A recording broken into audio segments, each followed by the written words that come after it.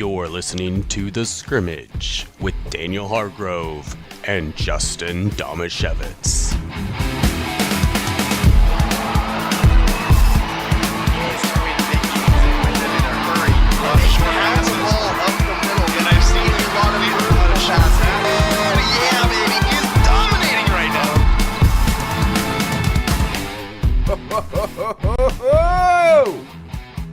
Seahawks are really good. Dude just made a Cam Chancellor hit. This guy just was like, I'm going to catch this, and then took a shoulder to the chest, and I'm not sure if he's got a soul anymore. Ouch. Sounds serious. Okada. Let's go, hello! Gotta hurry. Hey, 2-minute situation, 44 seconds. What's going on? I don't know. Oh. Okada wears Brandon Browner's old number, too. That was a Brandon Browner-like hit. What? 39? Yeah, attaboy. Okay. Good call. Yeah, good pull. Yeah. Weird noises here. That's what the show sheet says. It says insert weird noises here. Yeah. Whoa! That's all I had. Okay. Yeah. So good show, everybody. Yeah, I think that's all we have for today, probably. I forgot to tell my family that we're on. That's like half of our listeners. Yeah.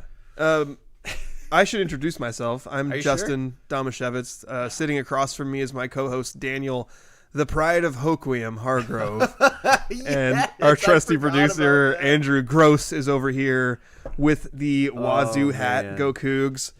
And we got some good stuff to talk about today. We got some disappointing stuff to talk about today. Dude, yeah. I forgot that I was referenced as the pride of Hoquiam, and that made me like the most excited I've been in a long time. Oh dear.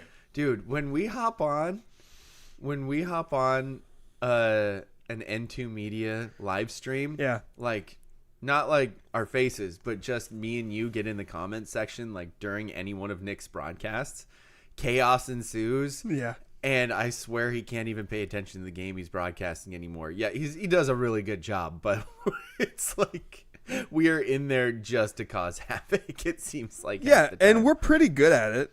Yeah, causing havoc. It's kind of on him that you guys aren't banned. Yeah, but I feel like we also generate more comments though in the section, and so doesn't that make like it come up on more people's feeds? Probably. Yeah. Probably, yeah. We're doing more good than harm. We're doing the Lord's work. Yeah. You know? Yes. I wasn't going to go that far, but yes, you are correct. We are doing the Lord's work. That was so much fun, though. By the way, go check out N2 Media. So N2 Media, Nick Sisson, our friend, does broadcasts down in the Kelso Longview area, but he ends up, because there's a lot of crossover, he ends up often broadcasting some teams that we care about from our area as well. He also knows football really well across the state, and he has a podcast that he does not quite as regularly because both of their lives got a lot busier this year, but with Matt Evans of Evans Rankings, who, by the way, is going to be coming on our show in just a little bit to talk football seeding. His rankings are better than the other rankings. So check out N2 Media. He's on YouTube. He's on Facebook. He's on Twitter. I think he's on Instagram, too. Actually good. You can send him money on Venmo. Yeah, you can. And if Daniel sent one, that was from both of us. It was 5 from you, 5 from me. Yeah. Yeah, and that was the good part. One of the good parts of this week, Aberdeen going down and shutting out Mark Morris. Take that, Mark Morris. Yeah. Something Monarchs. Worse happened after that. But that was really cool to watch. Like, they really did just go in that pigtail game and pretty much dominate. Like, at halftime, which I'm air quoting halftime because it's just 2 quarters. So they play 12 minutes, then take a break, then play 12 more minutes. At halftime, Aberdeen was only up 3-0, even though they dominated 12 minutes of play. And then in the second half, they dominated another 12 minutes of play and scored 2 touchdowns. So they ended up winning that very convincingly over Mark Morris. So really exactly what we thought it would be. Aberdeen in that pigtail matchup. And then, they ended up going to West Valley Spokane, which we'll talk about in a little bit. But things didn't go quite as well for them there, and one of their best players got injured. And have you heard any more about I only heard that it was a broken leg. I don't. Oh, yeah, brutal. Yeah. Well, that's more because I just heard that he got hurt. Oh, I thought it was in our group chat. Did I hear that somewhere else? I don't know. Yeah, that sucked. It's entirely possible Daniel just didn't read that text in the group chat. Oh, that happens to me all the time. When Very there's a possible. lot of chatter. Yeah, when there's a lot, sometimes I just skip to the end and just start fresh. and then I can just claim that nobody said anything. Right. Exactly. No, I think you're right about that. How are we doing our are we gonna do a roundup or we don't have many There's games not that much to round up. I know Monte volleyball got eliminated. They lost a game yesterday, got eliminated, so they're done. Monte girls soccer lost the district championship game, but they were already locked in for state and they got the 4 seed, which is really cool. Especially who'd they lose the championship game to? Seton Catholic. Freaking Seton Catholic. They're really becoming villains Dude, over the last couple of years. Seriously. But they got the 4 seed, which is really cool because it means they get to, if they win the first game, they double host. So they host an opener. If they win that, they'll host a second round state game. And then once you get past, they're all regional sites after that, or they might be predetermined sites after that. So they're getting to the possibility to host as much as possible. That's awesome. Let's go. Oh no, Royal Guy's back. Justin, Royal Guy is back. Why'd you say? Oh no, I thought we liked Royal Guy. It caught me off guard. I literally, because I was like, Knights. Wait, I recognize that username. Oh my gosh, it's football playoffs. Same side of the bracket as Montesano. My son Peyton called me today. We were talking about his football season ends next week. So assuming the Bulldogs continue to play after that, he could actually go back and watch them play. That's the team he played for in high school. Yep. So he's interested in watching them play. He knows a lot of the guys on the team. But assuming, maybe I don't want to jinx anything. If Montesano beats Tenino in the opener of state, Never which worry is about they any of the other teams we cover, Justin. will play against Linden Christian in the next round, which is a far drive. So I'm trying to decide if I want to go to that. And then we were looking at if they win that, the next matchup would be Royal. And I was like, Monty's I don't want to go to Royal. No. I don't want to go there. Like, it's not even just that I don't want to play Royal. I don't want to go there. No, it's too far. It's far. There's nothing around it. And I've only been there once, and it was not a fun experience. You can stop for a good burger in Vantage.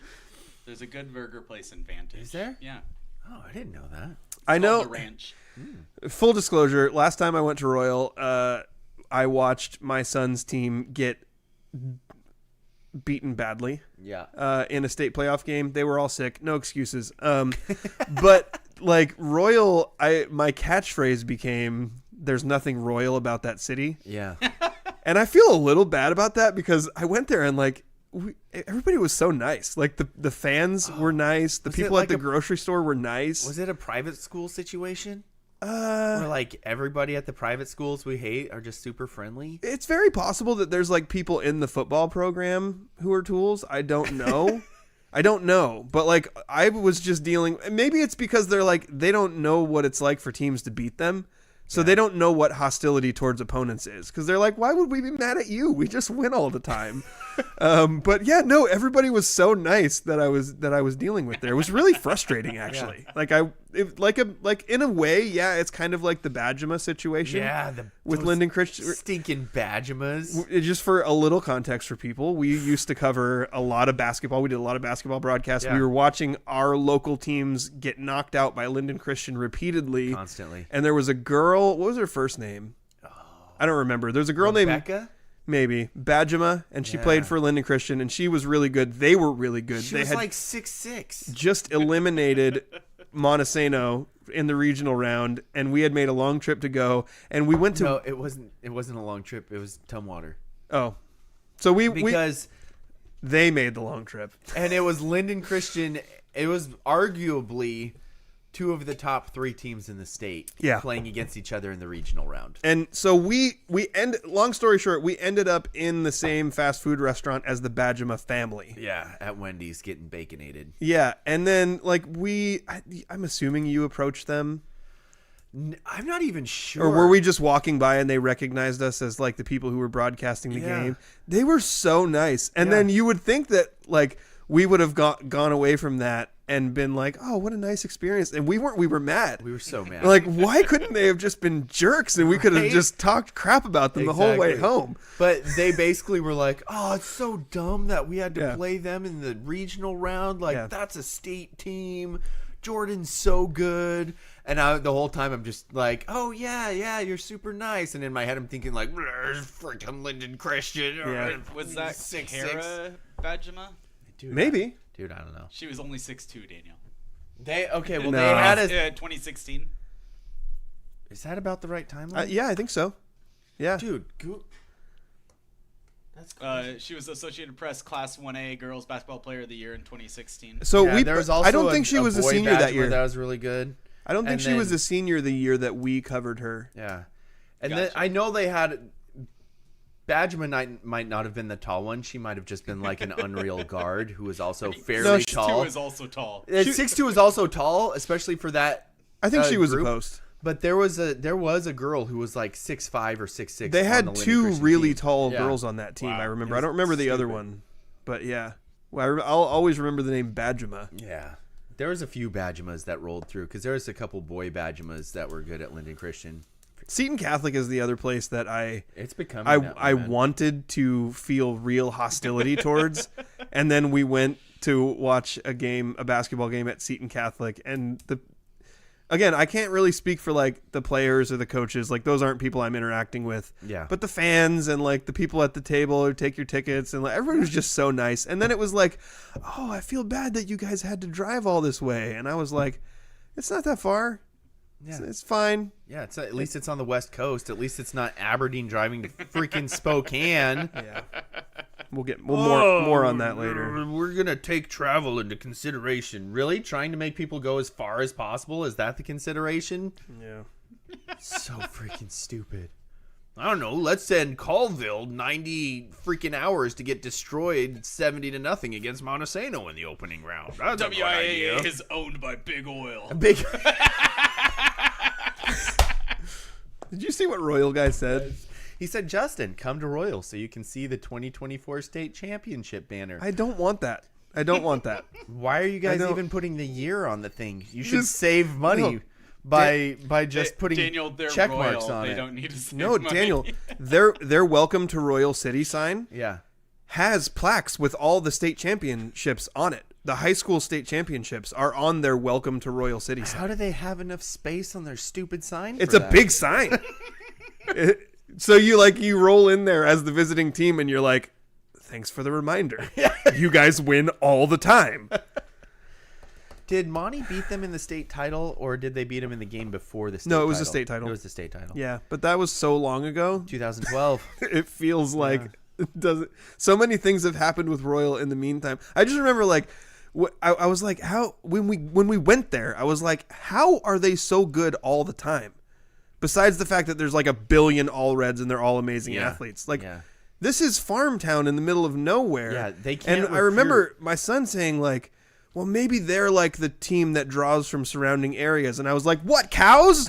There's nothing around here. No, I had this conversation with Andrew's dad yesterday. He's like, well, I mean, they must get people from the surrounding areas. And I was like, there is no surrounding areas. There's no place to draw from. There's a video on X of the Seton coaches accusing Royal of stealing their playbook. Yeah, I heard about this. That's a real conspiracy. Are you serious? Did we not talk about this? Wait, is it a real conspiracy or is it a real conspiracy theory? It's a real conspiracy theory. If I had finished the sentence, I stopped to. Sorry. I think that Daniel. I think that you and I talked about it at the time. This wasn't something that we ever went public with, but I was getting messages from people saying that, hey, Royal is cheating. Royal is stealing signs, stealing playbooks. There's a reason that they're winning all the time, and it's not just because of all the All Reds. Or is it because the All Reds are also like the Belichicks and they're stealing people's plays? What I want to know is how many kids on the Royal team might not have the last name All Red, but they have All Red blood. Are there female all reds who get married and then take their husband's name and then they have kids, and so the kids are technically still all reds, like we have Ryan Van Blood around here? Yep. I mean, I think that's got to be a thing. Oh, it's got to be a thing. Yeah. I can't think of blood, which is definitely better than any other color of blood. All red. True. I think you want your blood to be all red. If it's a different color, you might have a problem. You might be a lizard person or something. Yeah, I just I've been trying to see random updates on Lance. It's Lance, right? The quarterback from the state championship team. I think so. Which state championship team? The recent one where the kid scored 7 touchdowns in the championship game. Is he playing college somewhere? Well, they're are they Mormon? Or Jehovah's Witness, one of the religions that does a year-long mission after high school. So he went on a mission. So he did some in the recruiting process. I saw it on his Twitter, but he was planning on having a year off after high school to go do his mission. And then he's going to go to BYU. I feel like it negatively impacts you if you don't go right into college right away. So I don't know. It can, but that's also why BYU has a roster full of 26-year-olds sometimes. But he might not be Mormon. He might be a J-dub. Oh, gotcha. So I don't know. I feel like we're throwing around lots of things that our whole audience loves. What time is it? What time are we talking to Matt? It's 3:24. So we're gonna do Matt at 3. We're gonna talk to Matt at 3:30. Should we talk about this Monte game? Or the Aberdeen game before we talk to Matt? Let's talk about Aberdeen briefly. Well, they went to Spokane because that makes sense, in this round of football, for them to travel all the way to Spokane. Absolutely ridiculous. They go to West Valley, and I'm just getting updates. I didn't watch the game. I haven't talked to anybody who played in the game yet. I'm sure I'll talk to Luke, but I want to give him some time and space to grieve, probably. But it seemed like what could go wrong did go wrong, including players dropping like flies injury-wise. Jamie Philomele messaged us at one point that 3 players got hurt within 5 plays. And his thing was, he said, this grass field is terrible. From the pictures, it didn't look too terrible, but I don't know. He go to the game? I think he was watching it on the stream. Okay. But maybe he was just people are... Why? Because no, if he it's didn't. dry, Jeremy, if you're watching, let us know. If it were dry or a particular kind of sticky or something that I could see, grass can be the texture can be so different. Yeah. All I know is that there was multiple injuries within a very short time frame, and it was also surrounding a sack fumble that was returned 70 yards to the 1 yard line. So it was just everything was just miserable. And it was just a mess.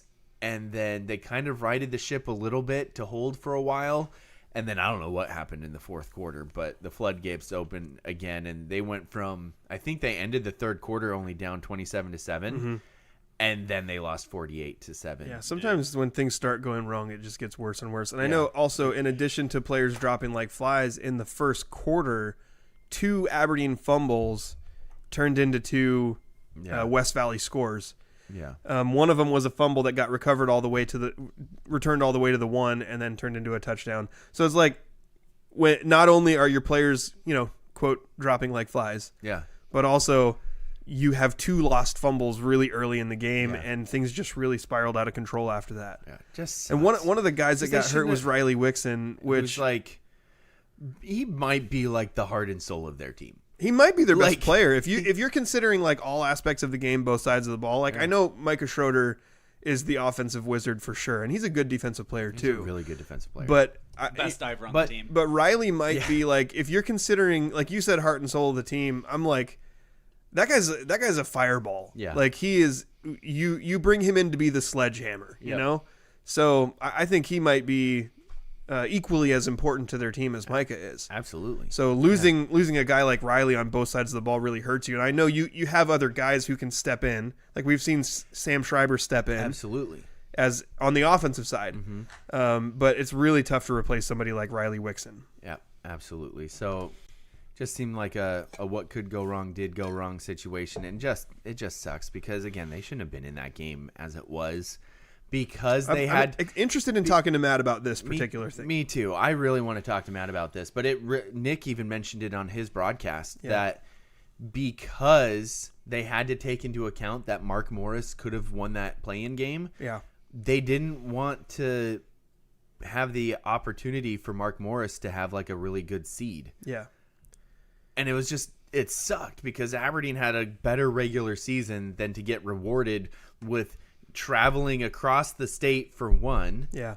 And then playing a team as good as West Valley Spokane, which in the state seedings they're listed as high as 11.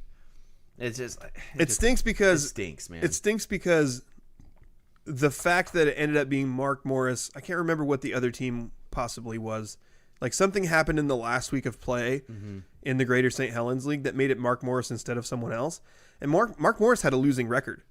So if you're the seeding committee, I kind of get it. Like you have to seed before the pigtails are played. Yeah. You cannot put the possibility of a team with a losing record with a possibility to host a game. Well, I don't know. Maybe don't seed before the pigtails are or played. Just eliminate another thing I want to talk to you about with Matt. Yes. Eliminate this stupid extra seeding thing, which really the way week 10 is now is just because everyone hates District 4 because District 4 is the biggest district, so they end up getting the most teams into the playoffs. Yeah. And then District 1 and 2 specifically, Northwest District is always like, well, we have 3 good teams, but we only get 2 in the playoff. That's not fair. Yeah. What did Nick say on the broadcast? They act like they invented football. Yeah. I'm glad that it's not just us who realize this. Like it's brutal. I can't wait to talk to Matt because again, his computer rankings are awesome. Andrew, why don't you go ahead and create that link and send it to me? Dude, the Seahawks game is getting out of hand. Like Darnold threw an interception and now he just fumbled and like this game's getting messy. I mean, they're still up by 23, but it's getting messy. I don't know about out of hand. Yeah. It got out of hand in the first 10 minutes. Yeah, that's true. But Royal Guy GG_M says, what happened to Cascade Christian? They got beat by Tenino.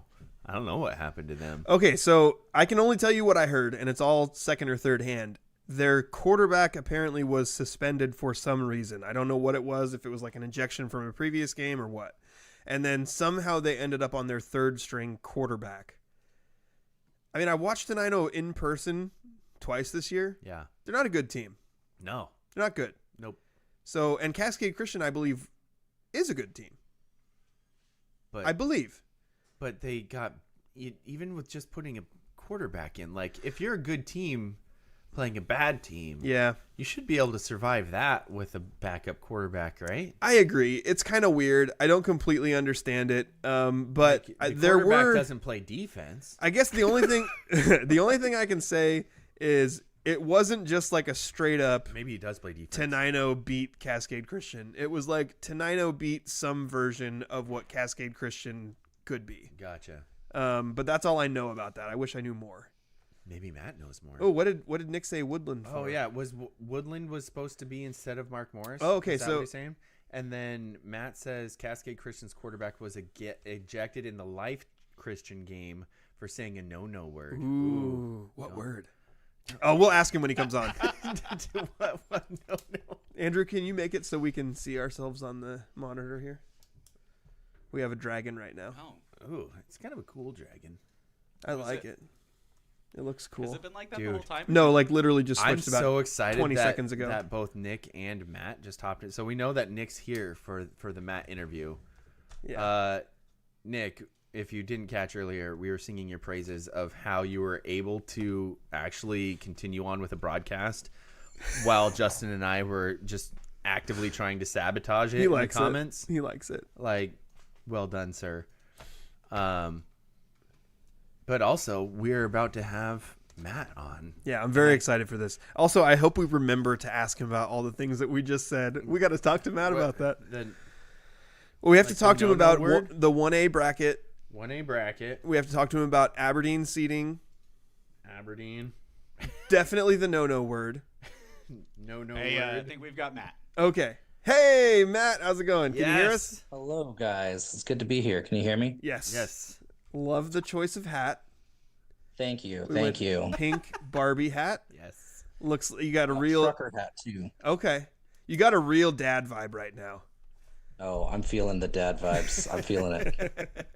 All right. So I'm going to say first off, if you haven't followed Matt's stuff, go follow Evan's Rankings. He has a Twitter. I think Twitter is where he does most of his work.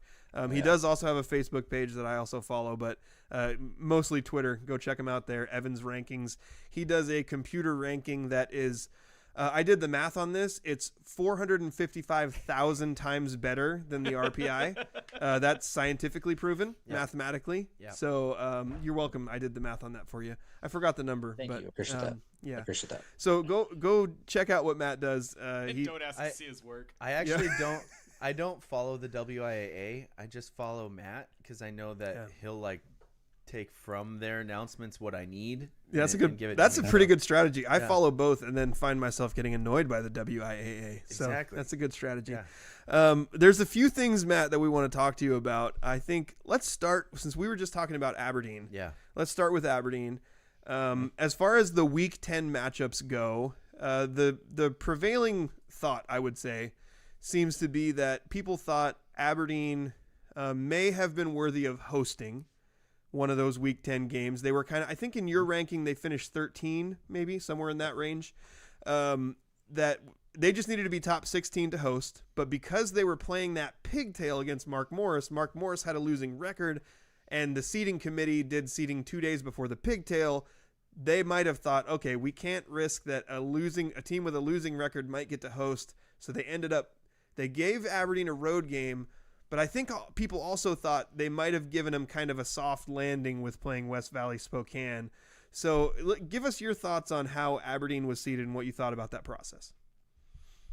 Pigtail game needs to go. Yeah. Because I was feeling the same way with Kamaikan. I had Kamaikan as a top 12, 13 team, and they had to play a pigtail against Lewis and Clark, and they ended up getting, pigeonholed as a 17 as well, having to go to Bethel. They won the game, but, it goes without saying that I think that we need to make sure that it becomes a thing where the 32 teams or the 24 teams, they have to be established by Saturday night.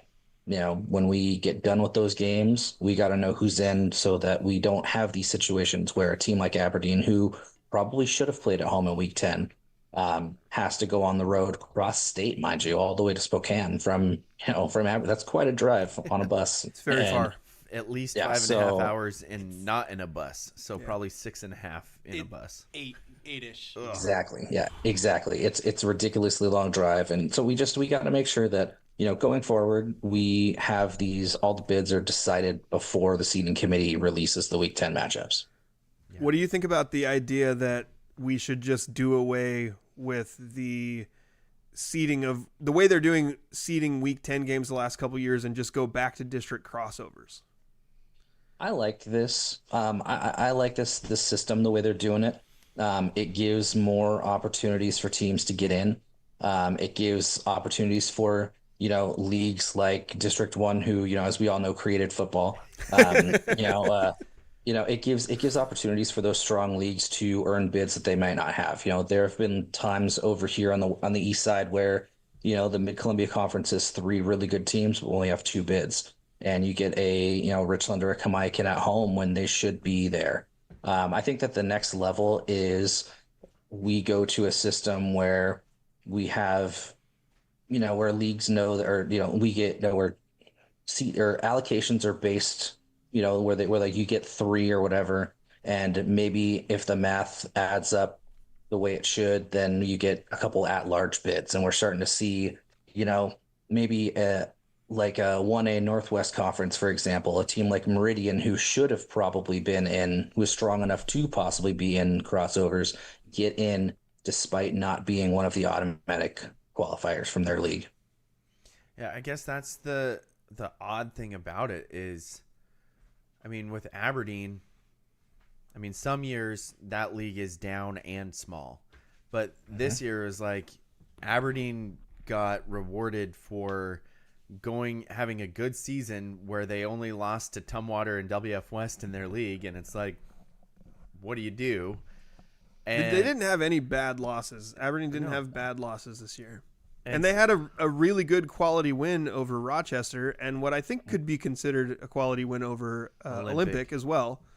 Yep. I think they had a pretty strong resume. Exactly. So it's like, and yet they had to go and play this weird pigtail game to get in. And you said you think the pigtail game should be done away with. What's the solution? Because I get the reason why they have it, because there's only 5 teams in the Evergreen 2A right now. So my solution is when we get to week 9 or whatever, we have those games come on Thursday, and then Saturday or maybe Wednesday we'll see, and then Saturday play like a modified game. So it's not necessarily a full 48-minute game. It's my idea would be basically 3 untimed possessions. You get 3 chances to score. Whoever has the most, points after 3 possessions each wins the game. Then if it's still tied, then we go Kansas tiebreaker. And I think my most preferred option would be like full league restructure. Because honestly, like there's a couple teams in the Evergreen 2A that definitely could go with Greater St. Helens. It's weird to have a 5-team league. Aberdeen could go play SPSL. Tumwater and Black Hills could find a home, whether it's SPSL or a different league that's in a similar area. Yeah. I feel like there are other solutions, but like the constant battle for Aberdeen, like even if they're going to be competitive, is you're going up against like perennial powers of Tumwater and WF West, where it's I'm not going to say you don't have a chance, but you feel like going into every season that you're just not. There's 2 games you're not going to win. Like the best you can do is 3rd in your league, even if you're good. And so they end up. It's just a tough spot to be in. Couple of comments. BG Production. No. And it says, "Do not send Tumwater to GS." Yeah. GHSL. He also says, "What's up, Matt? It's Braden." And then he says, "No, don't send Tumwater to the GHSL. We want to give you Centralia and WF West." Yes. And actually, geographically, it makes a lot of sense for them to play in your league. Also, I mean, and I hate Lewis County, so getting rid of Lewis County teams from my life will make me happier. Yes. But also, I don't know. Aberdeen belongs in the Evergreen 1A. That would be where that league is at. Like if that league was Aberdeen, Hoquiamani, Elma, Rochester, Tenino. Hey, and if we could get rid of Tenino, even better. Just kidding, but not really. So anyway, I think it is interesting to think about like what the actual solutions are to some of these things that we deem problems. Yeah. With that though, the other question I had is was it just the travel that made Aberdeen's matchup not great, or what do you think of West Valley Spokane? Like how do you think of them as a team? I had them ranked really low. I had them ranked below Aberdeen as well. So I figured Aberdeen was the favorite. I think that you can't discount bus legs. I mean, it's a real thing. It was when Freeman was getting ready to play Newport earlier this season. That was one of my keys, was like, hey, Freeman's got to come off the bus strong. If they come off with bus legs, Newport could take advantage, and Newport won the game by 1. So I mean, you can't discount what that the effect that does have. I mean, obviously, if you come in with a game plan and then you go down big early, then that game plan's out the window and you're kind of scrambling. And that's another thing that kind of happened with Aberdeen there is, you kind of look up and the next thing it's 14-0, 21-0, and you're like, oh my God. They had, if I remember correctly, they had a couple of really short drives or turnovers that West Valley capitalized on early. Yeah. And you have issues like that, then you have to abandon the game plan, and then it's just kind of a free-for-all after that. Yeah, bus legs and then broken legs to some of their key players. Like, it was just kind of everything went wrong. We got a comment from Braden saying Aberdeen's going to fall off without Micah, etc. And like you're not wrong in the sense that this team had something like 17 seniors, I think. It was a lot. Yeah. And this senior class was, but that kind of adds, for me, kind of adds to the frustration of the system. And we've seen this time and time again where like the WIAA is trying to figure out the right structure of playoffs. And in the meantime, like we saw this with regional rounds in basketball, and we're still kind of seeing it. It's better, but not great now. Yeah. That like, yeah, while you're trying to figure it out, there are all these kids who are missing the experience that they could have had if you had just figured it out earlier. And so, yeah, like, I think it really sucks for Aberdeen. And Braden's kind of making our point here. Like, yeah, next year they're going to lose it. They still have a lot of experience. They have other guys who play that are in the lower classes, but there's a ton of seniors on this team. Yeah. And those guys didn't have the chance to host the Week 10 game because the system is kind of stupid right now. Yeah, and that's one of the reasons why I think that some sort of an at-large thing would, having a couple of those floating bids there available would be good for a school like Aberdeen, where, in years where you have 2 bids and then you split, with GSHL or whatever, you're getting 2, but you still have an opportunity to get there if you schedule strong and play strong like they did this year. Yeah, that makes sense. So if it's an at-large bid, the idea is that, like, the same guys who do the seating in the seating committee would decide who the at-large bids are?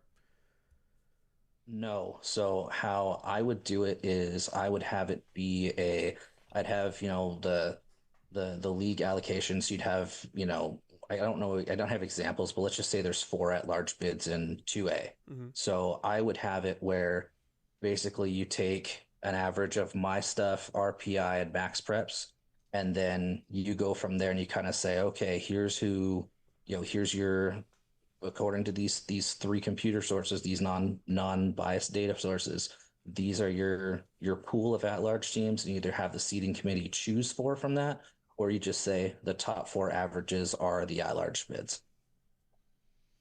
Yeah. It makes a lot of sense. We could just use Evan's rankings. We could just use Evan's rankings to see because then Monte would have had the 3 seed instead of the 5, and it would have made my life a lot easier travel-wise.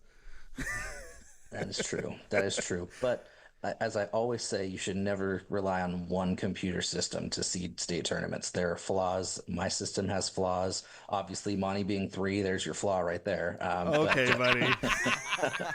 But, I did have them above Royal, so well, you're wearing maroon how reliable. right now.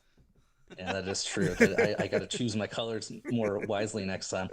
What's Hoquiam's colors? Aren't they maroon too? Basically. Oh, hey, they're get out of here. Crimson, sir. A running joke on our show, Matt, is that, like, through all of youth sports and stuff, Monte is maroon and Hoquiam is crimson, but I can't tell you how many times I've seen a Monte team wearing something closer to crimson or a Hoquiam team wearing something closer to maroon. Because they're pretty close. Dude, very close. Ordering jerseys is tough when you have those off-red colors. Yeah. Let's say we're all men. It's red. Yeah. So let's segue into. We've got a couple of comments. Okay, go ahead. Keep that in segue. Nick said that, of course, the football was invented in those northern leagues. Then Andrew said it was. Our producer said it was discovered, not invented. Football was discovered. Okay. Yeah. Somebody said one of their questions for Matt is in regards to Tumwater. If WF West beats Franklin Pierce and Tumwater beats Washougal, why is it scheduled for an EVCO playoff competition? That's Braden said that. And then also a bunch of people talking about the WIAA seedings that came out today. Yeah, we got to talk about the 1A bracket because it is interesting. Yeah, Yes. and someone brings up, why is La Center and Seton Catholic playing each other again? And I would say to Jake Moe, who commented that, why is Montesano and Tenino playing each other again? Almost all of them are repeat matchups. It's bizarre. I think there's only one opening round matchup in the 1A bracket that's not a repeat matchup, if I'm remembering right.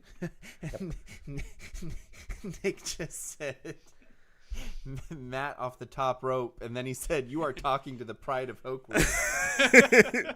Matt, did you know Daniel is the pride of Hoquiam? Nick gave him that nickname the other day. I did not, but I can see why. I love that area, so it's near and dear to my heart. Okay. Oh man, I appreciate that so much. But let's get into what happened with the WIA seeding today and the matchups that came out. Yeah, that's the expression. You're putting your hands on your head like, what just happened? I'll be full disclosure. I got the brackets significantly earlier than everybody else did. Dude, and so much.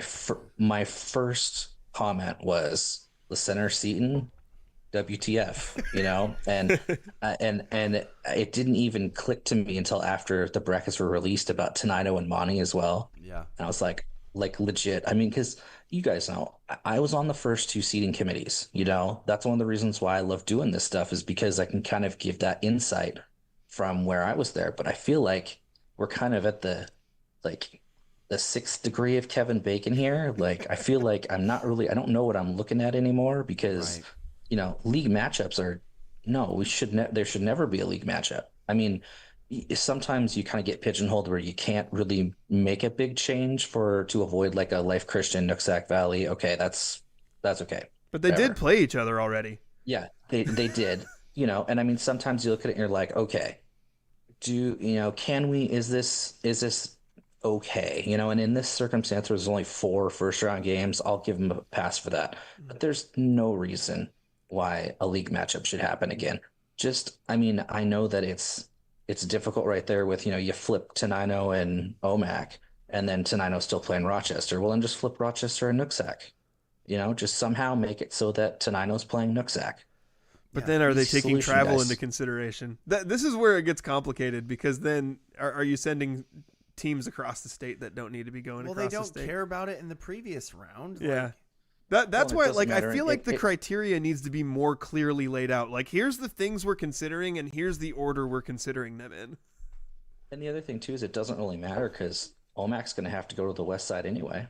Yeah. So, I mean, there are times where, travel is taken into consideration. But at the end of the day, you got to have the integrity of the bracket in there. And you don't want to, I mean, Center and Seton played 2 weeks ago, and they're going to play again. It's ridiculous. We just had this conversation in Idaho where they had Lewiston and Lakeland play in the last game of the regular season. They're in a 3-team league, mind you. So they played against each other. One of the teams won. All 3 of the league teams were 1-1. They played a Kansas City tiebreaker on Monday, which Lewiston won. Lewiston ended up being the 8th seed. Lakeland was the best of the at-large teams. They were the 9 seeds. So they played again. So they legit played 3 times in like 10 days. Oh my god! So I mean,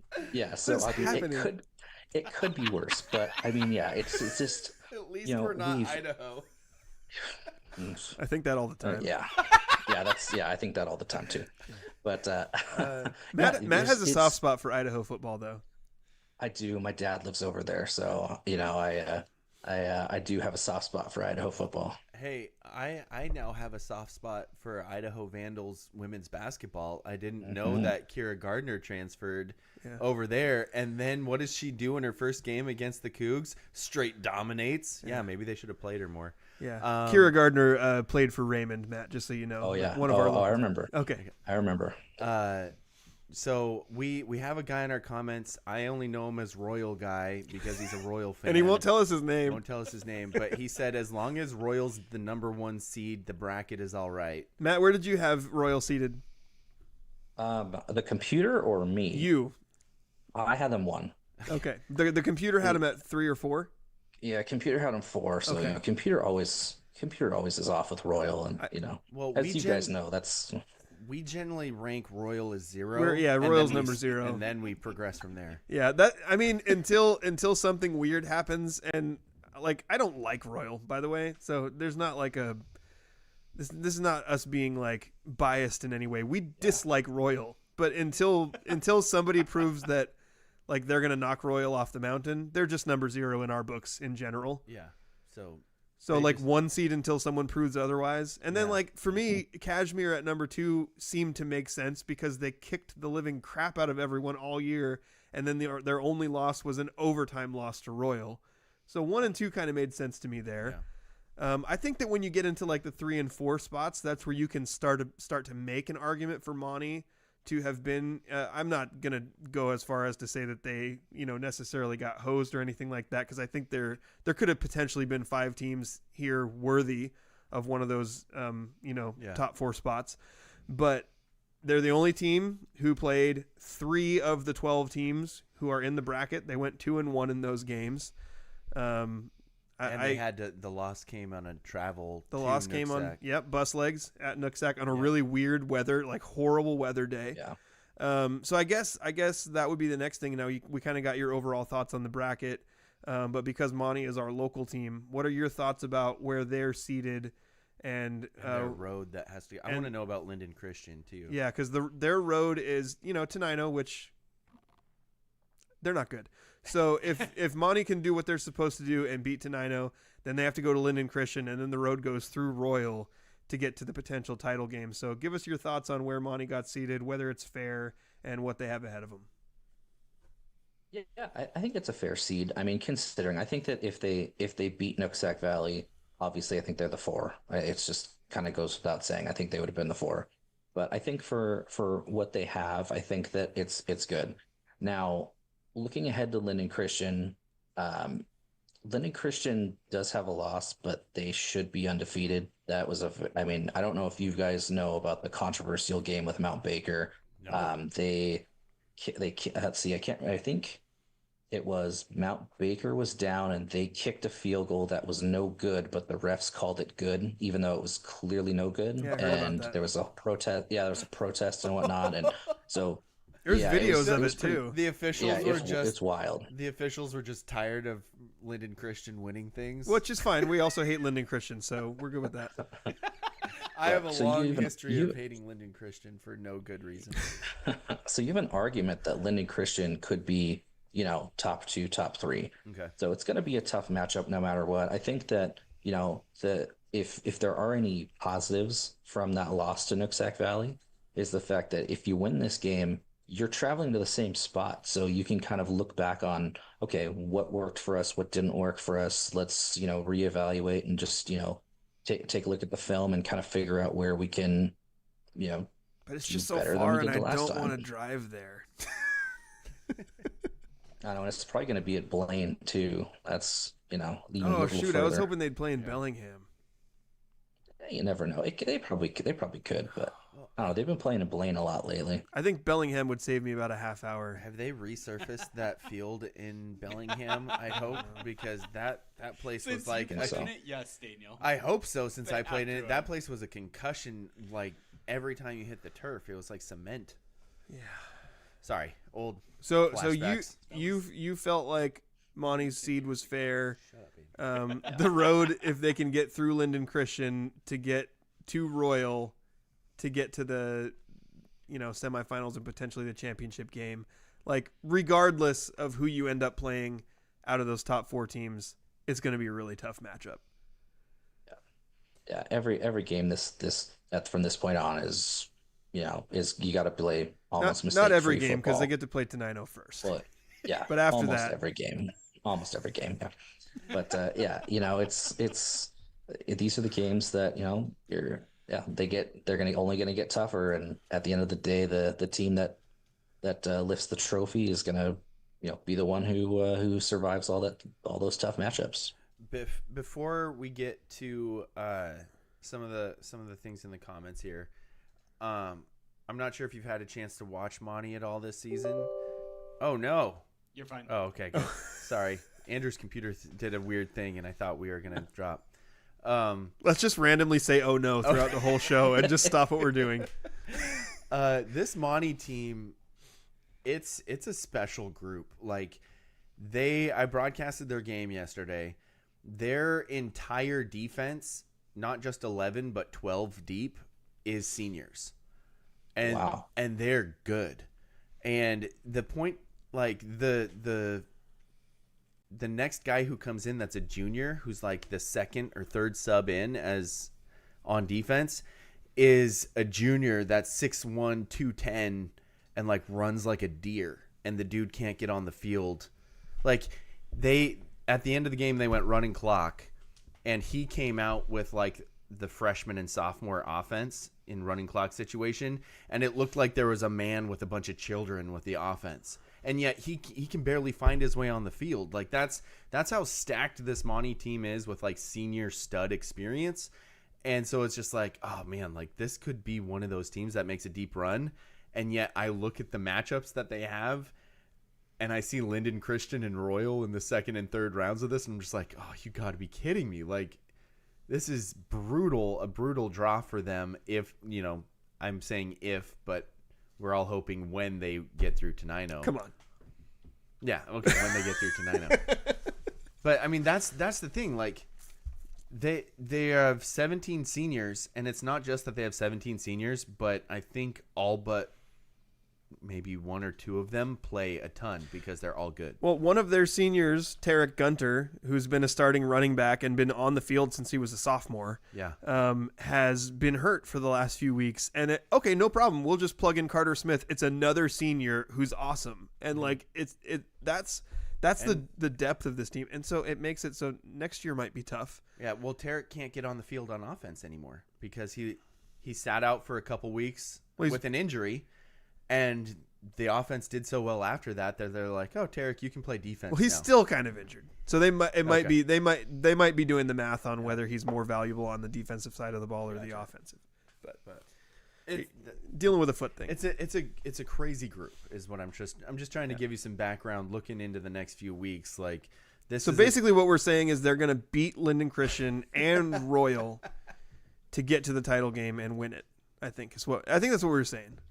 And then go on to the national championship. No bias. Let's see here. We want you, IMG Academy. We had a kid from Aberdeen go play there a few years ago. Yep. I'm sure Matt knows who Joel DeBlanco is. I've heard of him. Yeah. He's playing in the Canadian Football League right now. Yeah. Or actually, he finished because their season ended. But let's see. Some more comments. Braden says Rochester won like 78-41. How do you give up 41 points and win? And then he said, Matt, how would you seed Tenino by some grace of Lord Almighty if they beat Monte? Well, you don't have to worry about seeding them, though. They're already seeded. They're already seeded. So we're not even going to worry about that. Yeah, we're good. Yeah. They'll be the 12 seed. What? Do we have any other questions for Matt? We didn't get to talk to the other thing was the Cascade Christian question. Like basically the question was like, how do you, if you have any more information on how we ended up with Tenino. Yeah, Matt's making a weird face. The state tournament. Matt's making a face like he doesn't have the same animosity towards Tenino that I do, but I'm sure he's got some information here. He's making a face like he knows everything, but he can't say it. I do, and I cannot say everything. Okay. Just if you use your imagination and just think of words that I cannot say, then you can probably imagine what was said from what I hear, from what I gather. That's not good. That's bad. Yeah. That's the opposite of what's good. Yeah. And so then the other question was like, the idea is, okay, I watched Tenino twice in person. They're not particularly good. Cascade Christian seemed like they are a good team. So how did just having one guy not be there make it that they lost by multiple touchdowns to Tenino? Because their backup quarterback was also injured. Okay. And they were playing a third stringer who isn't a quarterback. And so they just kind of, it was just kind of a thing of they just did their best to put them in a good position. But, you know, when you have a non-quarterback playing quarterback, no matter how talented you are, you know, they're going to make mistakes, and just sometimes that happens, you know. But the thing that's fortunate for Cascade Christian is the fact that they're full of freshmen and sophomores, and next year was supposed to be their year, and so it's kind of awesome to see them do so well this year, being so young. So I expect them to be back next year. Royal guy in the comments says he knows for a fact Kashmir thought they were going to blow out Royal this year, which is just silly to ever think that. Come on, Kashmir. Just stop it. But also, the other question I had is, you said you used to be on the seating committee, and rumors from the past said that there was an all-red on the committee that had a lot of weight to the decisions. Is there an all-red on the seating committee, and is that something you can divulge?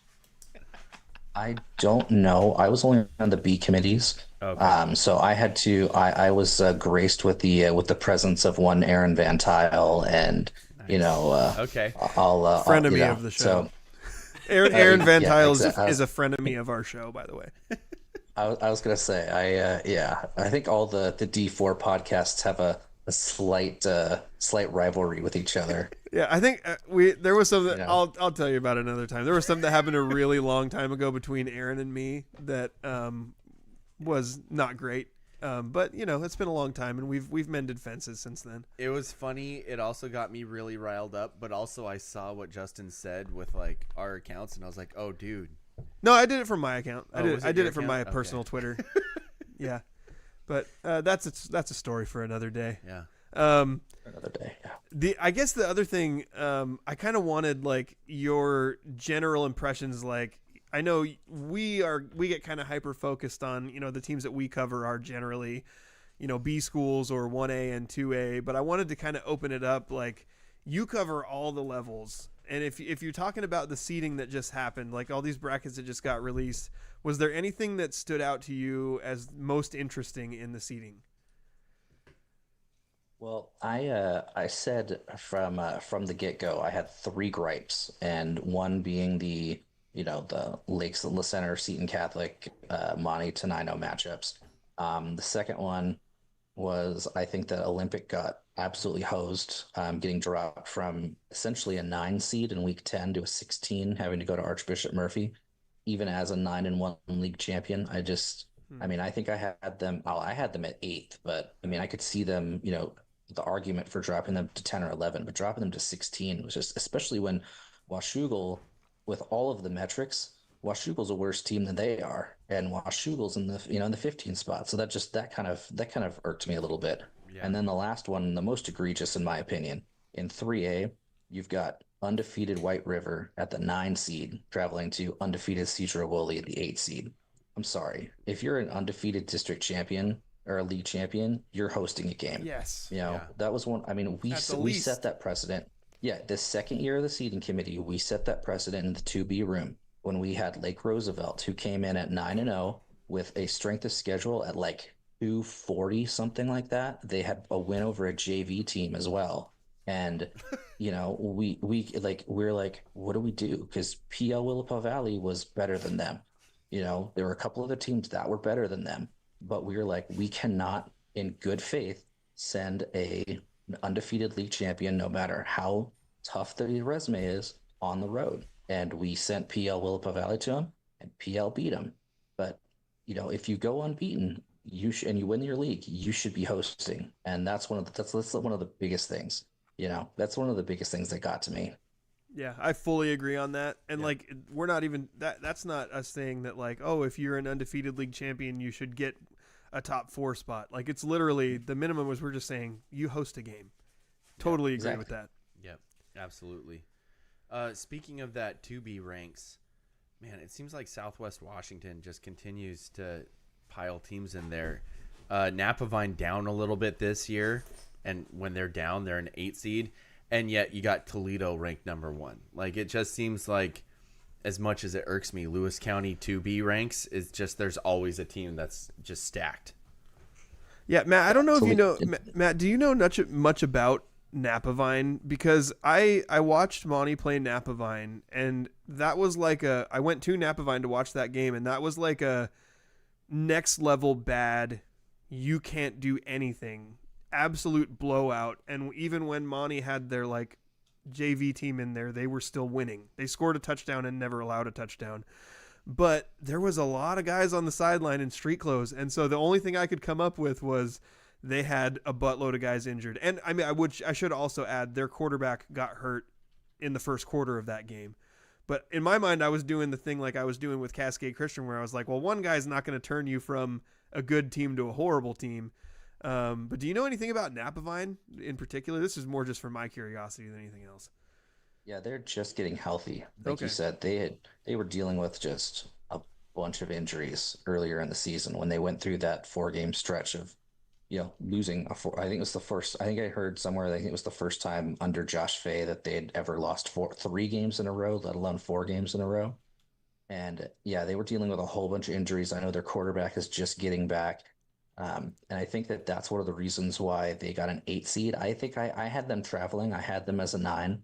But I think that, committee kind of got the information that, hey, quarterback's coming back, and they are a little bit better than they look right now, which is something that can happen. Committee, we have times where, a team's undefeated or a team has 2 losses and then they lose their quarterback in week 10. It's like metrically they look like a 5, but that without their quarterback, they're probably an 8 or a 9.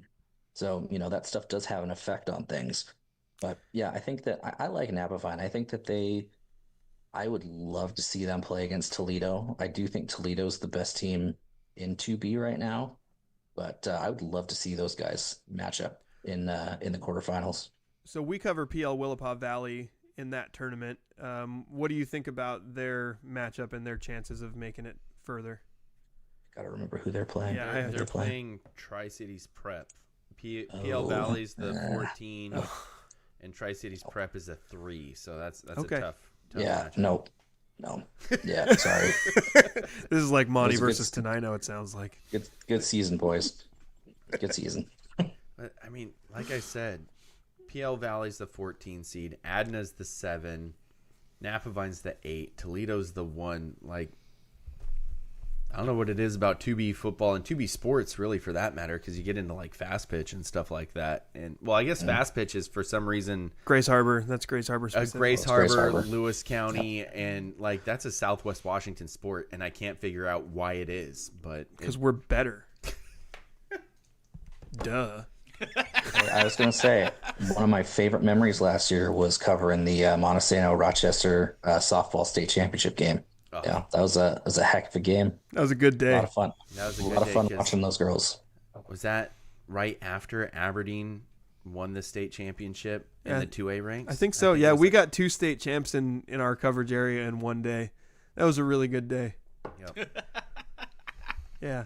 All right. I think now we're just like pulling things out. Really, all we're doing is just we're enjoying Matt's company. We are, especially because like our viewership has like tripled since he's on our show, so we're just kind of bleeding. We're just 3 like minutes left. Okay. We'd like to start a new meeting with him if we want to. No, I think we're good. I wanted to make sure before we go though, Matt, real quick, tell everybody what's the best way to find your work and tell them a little bit about what you do. I appreciate it. Twitter at Evans Rank or X, whoever you're calling it these days. At Evans Rankings. I have a website. It's evansrankings.wordpress.com. I hardly ever post there anymore. It's just usually just, when an old school person goes, hey, where's the rankings? I'm like, fine, I'll post it there. A lot of my communications there. I started in Instagram. My wife is very adamant on Instagram for the youths. So at Evans Rankings WA there, and other than that, I just cover, put computer rankings together for high school sports and help seed tournaments and help, kids be able to look at a website or a Twitter page and go, hey, look, there I am. I might be 62nd out of 63, but hey, there I am. Mm-hmm. So love it. I love that. Okay. Well, we were just saying bye. Yep. So all good. Bye, guys. Good Matt, thank you so guys. much for joining us. Matt does really good work. Matt does really good work. It. He does the best. He does the best kind of computer ranking. It's so much better. Yes. I think I said 455. Was it 471,000 times better? I think you said 450,000. 450,000 times better than the WIAA's RPI ranking. That's mathematically proven scientifically. So check out what he does. I really appreciate it. He also did a thing this year that was like a compilation ranking.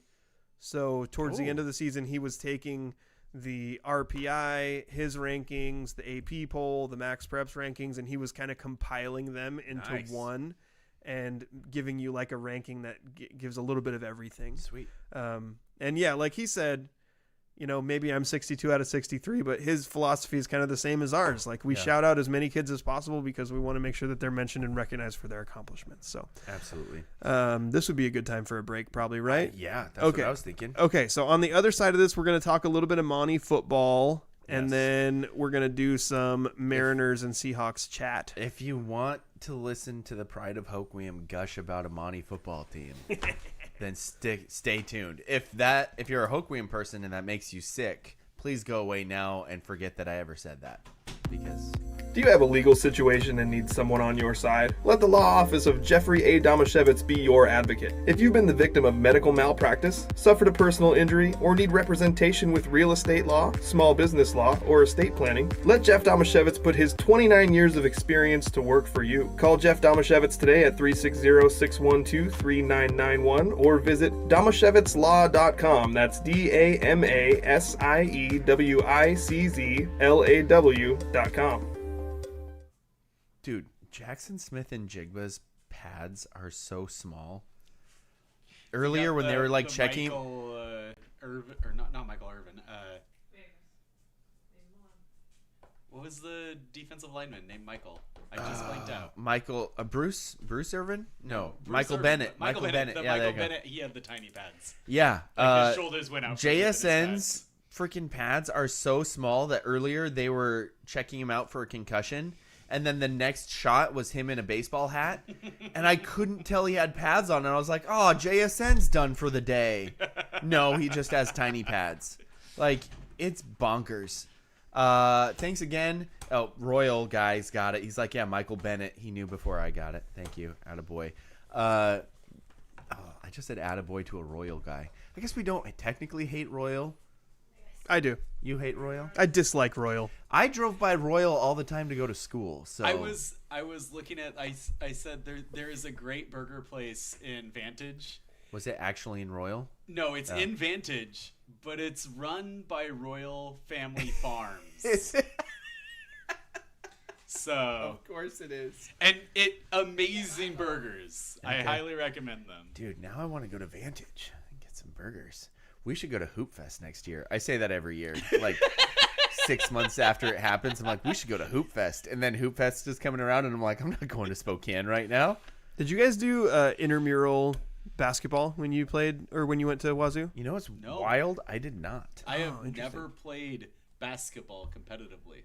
Okay. Like on a team. At all. Yeah. But you did the flag football. We did flag football, softball, and oddly tennis. Tennis. Andrew and I did tennis. Swine flu tennis was great. Why was it swine flu tennis? That was the only match that I think we scored a point in. I think that was the only match I remember. Yeah. What? How did swine flu tie into There was a swine flu outbreak at WSU. Yeah. It was like making national news. Yeah. Okay. And did you guys have swine flu? Probably. And we had a tennis match where all four of us, a doubles tennis match, where all four of us before the game were like, we're so sick. Yet we all showed up us anyway. Too. And it was me, Andrew, oddly enough, a guy in my German class, and some other dude, and we were all playing. They had played tennis before, which feels unfair. Dude, that was the thing. Andrew and I were like, intramurals tennis, that sounds fun. We didn't know that we were literally going to be playing against tennis players. Like every match we showed up to, dudes were doing like these legit like warm-ups. And Andrew and I are like, can we just start? We just learned the rules, man. Exactly. Tennis is fun. I used to play tennis when I was a young person with healthy knees. Really? Yeah. Dude, Andrew and I think we only scored points in that swine flu match. Everything else, like I said, Andrew blocked it out because it wasn't even fun. Like it was dudes who actually played tennis and we were just not. I think I probably also would not have had fun if I played against actual tennis players. But our flag football team, also not very good. But our softball team, also not very good. But I did have one game where I hit 2 straight grand slams. And that might be my best over the fence or inside the park? Over the fence. Ooh. That might be my best softball memory ever. That Daniel might be the one time in Daniel's life that he got a hot bat and a hot ball at the same time. I offended Shad Dude, so true. bad the other day. Did you say that we beat him in softball or something? No, our friend Shad Rogers, member of the 2012 Montesano High School State Championship football team. Yep. Their baseball team that year also went to the state semifinals. They were really good. Yep. So we were talking about that team and kind of reminiscing because I was working for the newspaper at that point, so I was covering some of the games. And I asked Shad who on that team hit the most home runs. And he looked at me and he was like, me. And I was like, oh, really? How many did you hit? And he was like, well, me and this other guy both hit 6. And I was like, okay. Shad hit 6? And then I said, how many of them were inside the park homers? Oh. And he went, how could you? None. They were all over the fence. And I was like, oh, okay. But I felt like I had really made him upset by asking him that question. Because I viewed Shad as like a small, speedy guy. Yeah, I didn't know Shad had that kind of pop. Shad had pop. I never personally witnessed him hitting a home run over the fence. Was it? Yeah, you guys really do like bringing up that 2012 game, huh? Yeah, Royal guy, take that. Yeah. Nothing's happened since then. Yeah, Nothing. pretty much. Nothing at all. It's funny because Daniel has just as many scars from that season as he does. 100%. Yeah, because of how good Hoquiam was. Dude, Hoquiam would have boat raced Royal in that game. Yeah, they would have beat Royal 75 to nothing. I'm not even kidding. They would have beat Royal like Kashmir thought they were going to beat Royal this year. Hoquiam was so freaking good.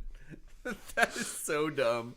I hate that year so much, and yet I also like so many good memories. So many good memories. We had such a great time. Oh gosh, that was Remember when Matthew Jensen hugged his dad? Stop it. It was so good. Remember when Hutton Napier was the only freshman on that team and he started at defensive end? You remember when Matthew Jensen right before halftime chucked that ball up in the air and it got tipped and then Richard Smith just caught it in the back of the end zone? Yeah. And all the Royal fans were like super sad. Yeah. That was pretty cool. And we laughed at him. I bet Royal guy was there. Dude, were you there in 2012? There was a semifinal game.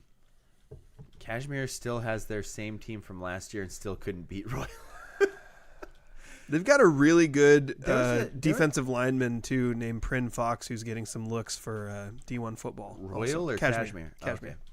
Is he like Ta'amalu from Annie Wright, who is apparently... Royal guy said he was there at the 2012 game. Dude. So guess what, buddy? We were laughing at you. You saw Justin. Justin was on the sideline. I was. As a sideline reporter who basically did nothing but like hang out. I had the best job. You guys, I had a microphone and I had a headphone in. Yeah. So I could know when you guys were throwing it to me. Yep. And I think throughout the whole game, you threw it to me like 4 times. Yeah. And I talked for like 30 seconds. And besides that, I just got to watch the game from the sideline. There was one play where Matthew Jensen threw a deep touchdown pass to Ben Ohashi. Yeah. And I was like in line of the trajectory of the ball. Yes. Where if he hadn't caught it, it would have hit me. Dude. It was so cool. Dude, that's dope. Yeah, it was. What were we talking about? Who remembers? Oh, we were talking about Shad Rogers. Yeah. Was the person he tied with home runs, was that Lane? That was a good team. It could have been a lot of dudes. Well, I thought that it would have been Elliot Mendenhall. Yeah. Because he had a lot of pop, but I don't remember. Was it Tucker or Babo? I don't remember. Dude, are we just getting into that game where we just start throwing out names again? I thought we were going to talk about me and my glory days where I hit 2 grand slams in a row. Yeah, and then how somehow about, this shifted. You're what right. a jerk. More on that. No, it is time to talk about this Monte football game. Oh, yeah. Because I don't want Andrew to play the Glory Days soundtrack and then we won't get any money from Russia like we get any money anywhere. Royal guy first says, yep, he was there. Top 3 most disappointing losses. Take that. Yeah. I remember the Royal playoff game. I wasn't there. But That's their only 3 losses. They've only had 3 losses since 2012. So that's probably true. There was a Monte Royal playoff game where it went into like double or triple overtime. And Monte had a chance to go for 2 and get the win and kicked it. And then very next overtime period, Royal scored a touchdown and said, screw it, we're going for 2. And they got the 2-point conversion and won. And I was just like, oh, I told you. Royal. Told you, Monte, you should have done that. That was a crazy game, though. And I can't remember if that was before or after the 2012 game. I just remember not being able to go because we didn't have any other board ops that could cover the game. So I had to stay back and play commercials while Ian went to the Tacoma Dome. Anyway, this Monte team, really good. Lots of seniors. Go. Yeah, so I think that's about it. Right. We can move on to... No, just kidding. We will have to talk about Athlete of the Week. We got a few nominations from this game. I forgot about it. We got a nomination for Zach Timmons, Great game. who, by the way, offensive league MVP. Was he really? Yeah. Dude, I have not looked at the league awards yet. I feel bad. So Ethan Rodriguez from Rochester was the league MVP. Dude, Royal guy might just like know 1A football history. What 'Cause happened? He's like, I think that was Cascade Christian, not Royal, in 2011. Interesting. We might want to interview Royal guy. Can you tell us your name? Watch, it's all red. Yeah. No, well, which all red? There's thousands of them. And a lot of them, their last name isn't actually all red. All right. Let's and I just made that up. Anyway. So we got a nomination for Zach Timmons, the offensive league MVP. Right. I feel like, and then another one, Forrest said we needed to make sure we shout out Carter Smith, who had a good game, scored a touchdown, did a lot of stuff on defense too. Yes. And I feel like, man, if we didn't make sure that Tyson Perry had an offensive or had a athlete of the week nomination, that would be dumb, irresponsible. Yes. So I think Timmons did he only have one catch? Yeah, it was like the 66 yard touchdown. Okay, so he only had one catch, but he also only had 5 carries, but I had him for 5 carries for 51 yards, and he had 2 rushing touchdowns and a receiving touchdown. Tyson Perry, I had him for 13 for 18 for 309, but the Daily World I think had him for like 325. 325, yep. And they have Timmons for 6 carries for 59 yards. 6 carries for 59 yards. Okay, so I might have missed a carry in there, because I had him for 5 for 51. And they have his reception as 69 yards. Okay, a touchdown. Dude, like I said, yeah, you're trying to do a million things at once. I'm not as good as Ian at keeping track of like how long everything is. So if you're going yards from scrimmage, adding up rushing and receiving, he's at 120 or 118. I think if I did that math right. Let's see. Smith had a touchdown run. 128. Sorry. Kesview had a huge game receiving. Yeah, he did. He had I had him for 6 catches for 122 yards. They got him for 144. Okay. And Kreitz with 6 catches for 112. Kreitz had. Oh wait, what? They've got Kesview 6 catches for 144. Kreitz 6 catches for 112. Whoa, wait. Something's way off. Why? Let's see here. Wait a second. Oh, okay. Yeah, that makes sense. I was looking at the halftime numbers for Kreitz. Okay, yeah. Okay. So 4 for 57 plus 46. Yeah, okay, that makes way more sense. Okay. Yeah, I'm way closer than I thought I was for a second because I forgot Kreitz had the 46-yard catch in the second half. They didn't do much in the second half. They only had one drive. So, yeah, Kreitz had a huge game as well. Yeah, so many people that you can talk about in this game. But it started with Tyson Perry, who they said 325. Yeah. Did they have him 13 for 18? Yep. Okay. And 4 touchdowns. It was a massive, massive game. They just didn't run the ball that much. And it's not that they couldn't. It was just they scored so fast throwing the football. Mm-hmm. Let's see. Oh, Kurt Kreitz in the comments says, remember we let Justin in the QB meeting prior to the game. Nope. Oh, prior to the state championship game. Were you in the meeting prior to the 2012 game? I don't think so. Oh, I don't know. It was so long ago. Wait a minute. Actually, yeah, I think I was. I was in the locker room. Dude, that's nuts. I totally forgot about that. Somebody else hopped in the comments and said, Nick Neubauer said GK over Sumner. You know what? I don't know what that one's about. That's got to be Graham Kaphausen. Okay.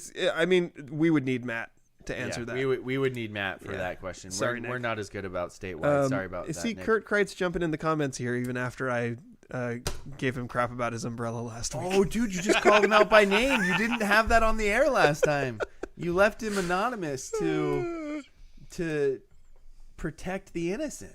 And it's so hypocritical because I was talking about how having an umbrella is unmanly. And then when he talked to me, I stood under his umbrella. Yeah, you were crowding. You were probably pushing him out from under his own umbrella. I don't know about that. Anyway, Kurt and I shared an umbrah. So okay, that's all I'll say. One of the storylines from this game is I interviewed Terry Jensen before the game, and he's like, "Yeah, I mean, Annie Wright's defense is so good. They cause a lot of problems. Of course, they have a UW kid." And I was like, well, "I didn't know that actually, because I haven't done any research. I've got 3 kids who are 4 and under. It's a miracle I'm at this game because I'm busy." But then I'm like, wow, they've got a kid who's committed to UW. Sure enough, look at the roster. Ta'amalu, 6'3", 285 defensive lineman. I'm like, oh shoot, this could be a tough game. I called that dude's name twice the whole game. He made a tackle for loss, I think, in the first quarter, maybe second quarter, and then the next time I called his name, he was playing against the freshman team in the second half. And I'm like, I don't know how good this guy is, but he sure did not make an impact on this game stat-wise or noticeably. Monte absolutely dominated start to finish against Annie Wright, and defensively was almost as impressive as offensively because they got an interception from Cole Kisview.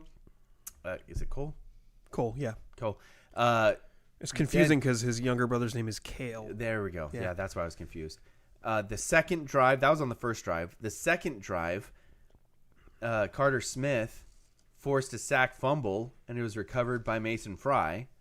Then later in the first half, Tarek Gunter had an interception. Literally, how I was like, oh, you know what's crazy is Tarek Gunter's had this great season, but he's been out with injury lately, and it's good to see him back out there on defense. And here's the snap, and there's a ball floated up. Oh, and it's intercepted by Tarek Gunter. So, like you spoke it into existence. You're welcome, Tarek. The pride of Hoquiam, Daniel Hargrove. Dude, I'm so tickled that somebody called me that. I think it's unmanly to say you're tickled, but okay. I'm fine with it. In the second half, they blocked a punt. Caden Stott blocked and recovered the blocked punt. And then Caden Stott's a stud. Carter Smith got an interception. So he had a forced fumble and an interception. And I think he had a fumble recovery too. Negative. Oh wait, no, it was Mason and Caden Stott that had the fumble recovery. Yes. Okay. And then Torrin Kreitz wrapped it up with an interception. Like, they forced so many turnovers. Hey, Torrin Kreitz, it's really good. He is really good. Dude, some of the receptions out there, like, first of all, Tyson Perry was on. Like, he was throwing darts. He had one play where he pulled a Russell Wilson spin move. Like, dude, untouched, breaking through the line, right about to sack him, pulls a Russell Wilson spin move, sets his feet, chucks it deep to, I think it was to Torrin, just on a dime. There were so many times where, like, the defender was in a great position, but, you know, my pet peeve, they weren't looking at the ball. Mm-hmm. And so the ball literally went, like, millimeters from their arms, shoulders, heads, and fell right into the arms of the receivers. Like, he was on point from the start, and it was beautiful to watch. And sometimes he feels himself a little too much and just starts chucking it deep. That only happened once, I think. I think I only saw him chuck it deep once into double coverage. And I'm like, dude, what do you do that for? And then he pulled himself back in and played an awesome game. Yeah. Yeah, I think we've talked about this in the past. You get a lot of good Tyson Perry, and then every once in a while you get a game with some bad Tyson Perry. Yeah. This year has been way more good than bad. Yeah. Like, there's been a little bit of bad mixed in, but for the most part, Tyson in his senior year has been rock solid, which I think, he earned a first team all league honor as quarterback. So congratulations to Tyson. And this was a phenomenal performance by him. Yep. He really, when he is on, he throws the deep ball with great touch. Mm-hmm. You know, he can hit that outside shoulder. But having receivers like Torrin and Cole Kesbew to be able to throw the ball downfield to, guys with good speed, big bodies, great ball skills. And then, you got the added mixture of, like, throwing it underneath to Zach Timmons. And when you get Zach in space, he's really fast, he's really quick, but also he's really hard to bring down.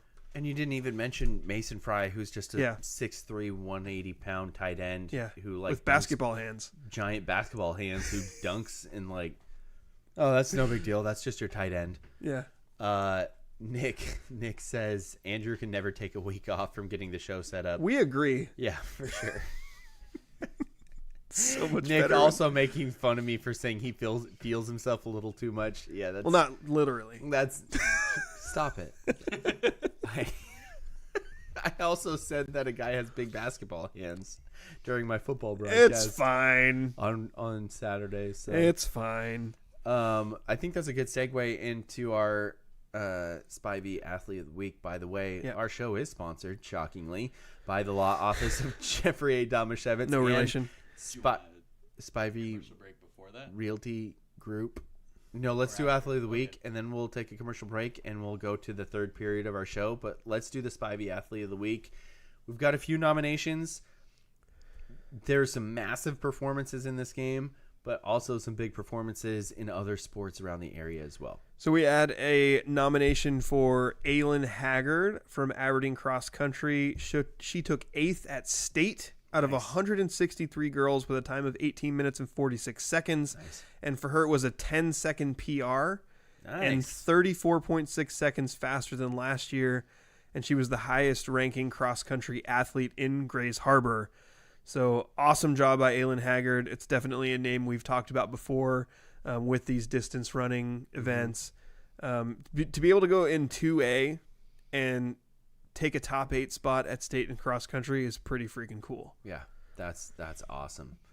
I think that's the only... Is that the only one? I thought we had another one. I thought I had another one too, and I'm going to apologize in advance to somebody if they sent me one in a way that wasn't through our official Scrimmage social medias.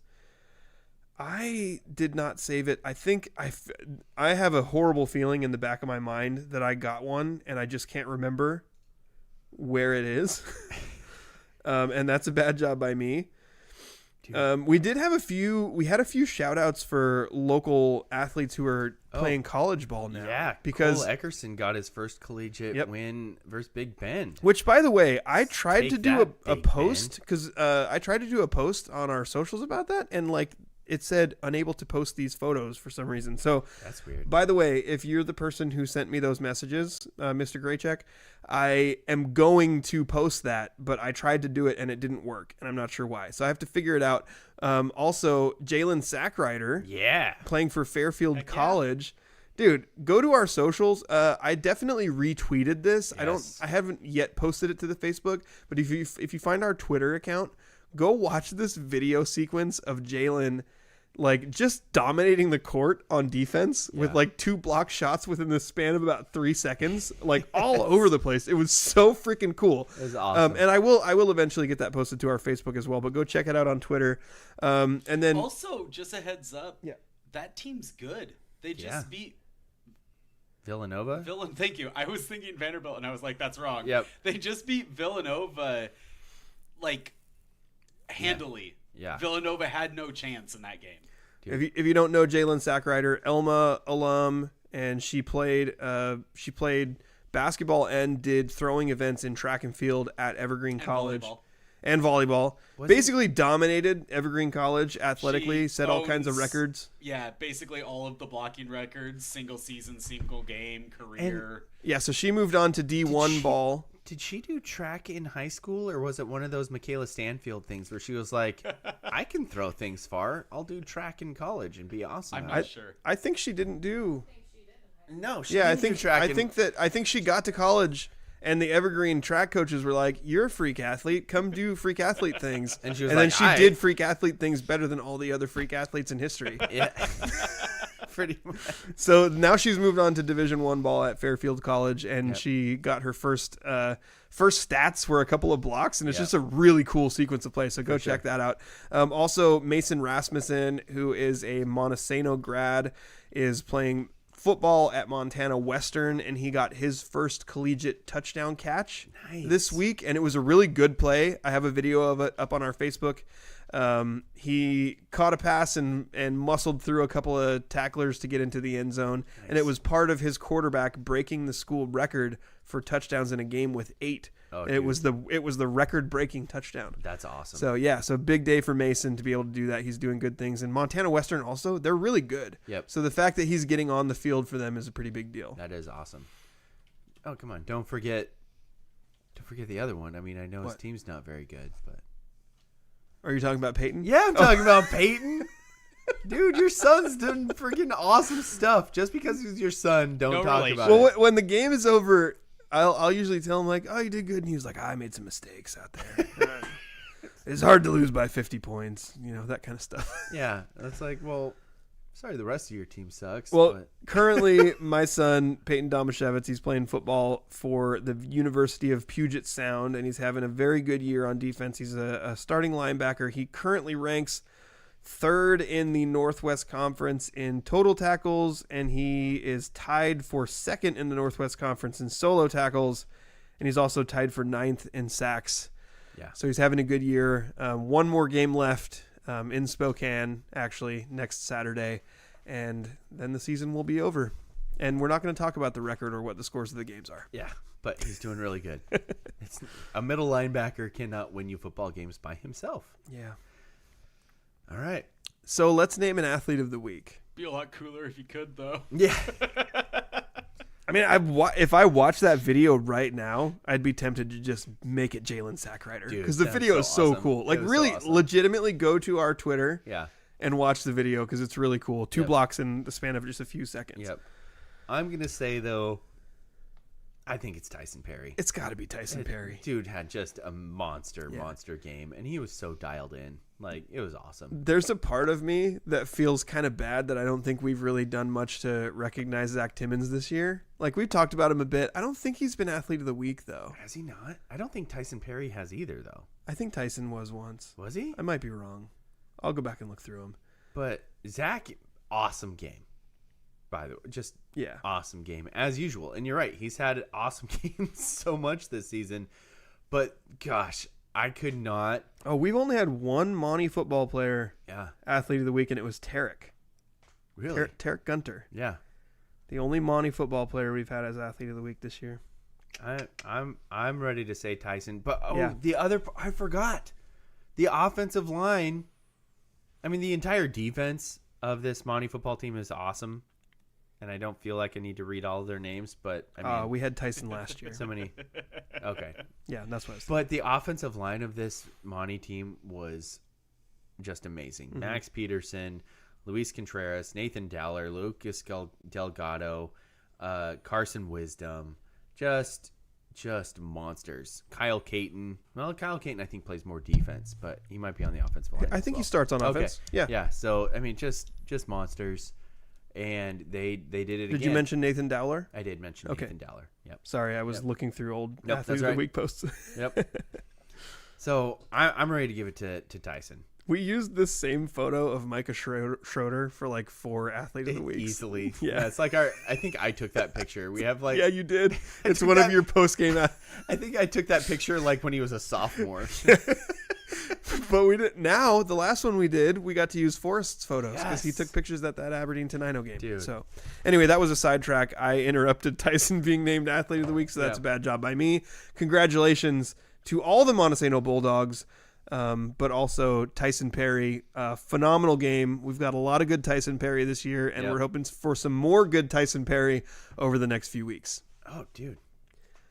Congratulations, first of all, for being our Spivey Athlete of the Week. Tyson, you have now plateaued. Yeah. You turned your peak into a plateau of your high school career. Also, my nephew hopping into the comments. Logan. But he's using his mom's profile, so it's not actually Jessica He's going to be Hargrove. happy because I think the next part of the show is what he's going to like the most. Yeah, we're gonna talk about the sad end of the Mariners season because Andrew hasn't been here since that ended. And we might briefly mention how the Seahawks are actually really freaking good. Yeah. We might need to pay attention to them this year. But that's all in the third period of our Obvious Hockey Show. So stick with us, and on the other side of this commercial break, we will have more to say. Spivey Realty Group's goal is to make buying, selling, investing, and renting real estate in Grace Harbor simple. They believe in 100% transparency and unparalleled communication with local expertise, tech-enhanced, and top-notch service for their friends, neighbors, and community. Their goal is simple: get a group of strong-willed, hard-working people together who want to make a difference in Grace Harbor and to use real estate as the means of achieving that. Voted Grace Harbor's best real estate company. Find them on Facebook or visit graceharborrealestate.com. Spivey Realty Group, elevating small-town real estate. Thank you for joining us. You are watching or listening to The Scrimmage. I am Justin Domashevitz. My co-host Daniel, the pride of Hoquiam Hargrove, is here, as well as our trusty producer, Andrew Gross. Andrew, I got a nickname from Nick, too. I don't know if it fits quite as well as Daniel's does, but when we were commenting on that, he said out loud, Daniel is the pride of Hoquiam, and I am the mayor of Montesano Sports. I don't know about that. Am I worthy of that title? That feels a little too much for me. I don't have any actual authority. Do mayors have actual authority? I feel like a mayor commands respect from other people. Yeah. Dude, I forgot about that. You're the mayor of Montesano Sports. Does a mayor command respect from other people? No, not really. Oh, okay. Daniel would know. I don't know. I mean, they kind of do. I mean, it's not as cool as the voice of Grace Harbor Sports. No, like Ian's got the best nickname. Yeah. I don't know. The Pride of Hoquiam's pretty cool. Dude, I heard those words out loud, and I started like... I pictured your face. Dude. Dude, King. I was tickled pink. Okay. TMI. I was like hanging out with my kids commenting on YouTube videos, and I was just like, oh, I'm the Pride of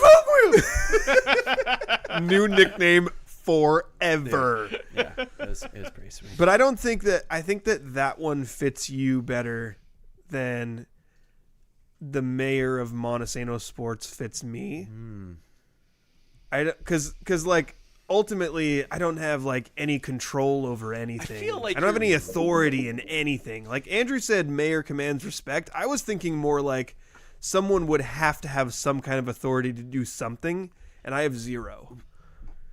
You're calling some random athlete that nobody remembers from 18 years ago the Pride of Hoquiam. I feel like that use the mayor of Montesano Sports It's about as well. Daniel, it's everything you've done since then. People talk about Hoquiam Sports. My name never gets brought up. It's not just about He sports, didn't though. say It's the pride of Hoquiam as a Hoquiam whole. sports. And let's just completely ignore the fact that you don't even live there anymore. You're the pride of Hoquiam. You're a Grizzly through and through. You bleed crimson, which is a good color to bleed. That is the correct one. Yes. You start bleeding anything other than crimson, you got problems. For non-space aliens, crimson is the preferred bleeding color. Like, if you're from Aberdeen and you bleed blue, you got medical issues, my guy. That's not good. You might have oxygen deficiency. If you're from Royal and you're bleeding gold, you got real serious medical issues. Also, you're pretty rich. Yeah, well, I don't know. I've been there. They don't seem rich. No, they bleed all red. I sort of think of Justin more as a troll of Montesano. That doesn't sound as sports. good. I don't like that as much. The bridge troll. I assume that he lives under a bridge. There's no bridge near where I live. Yeah, Logan says it would be bad if you blended blue and yellow, and then you'd be. Is that green? Blello. No.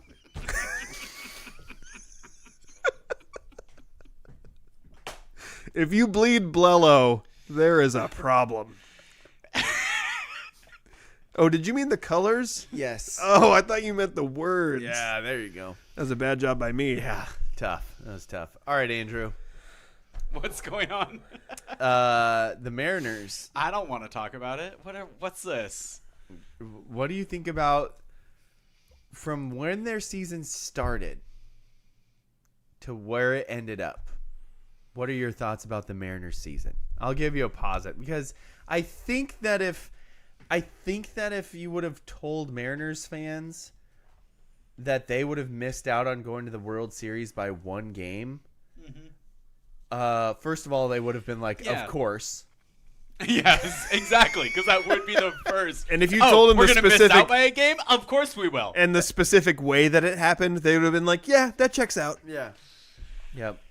I mean, at least it wasn't what Blue Jays fans had to suffer with like totally botching it multiple times in a row. That did make you feel a little bit better. I was so It happy. made me feel a little bit better. Oh.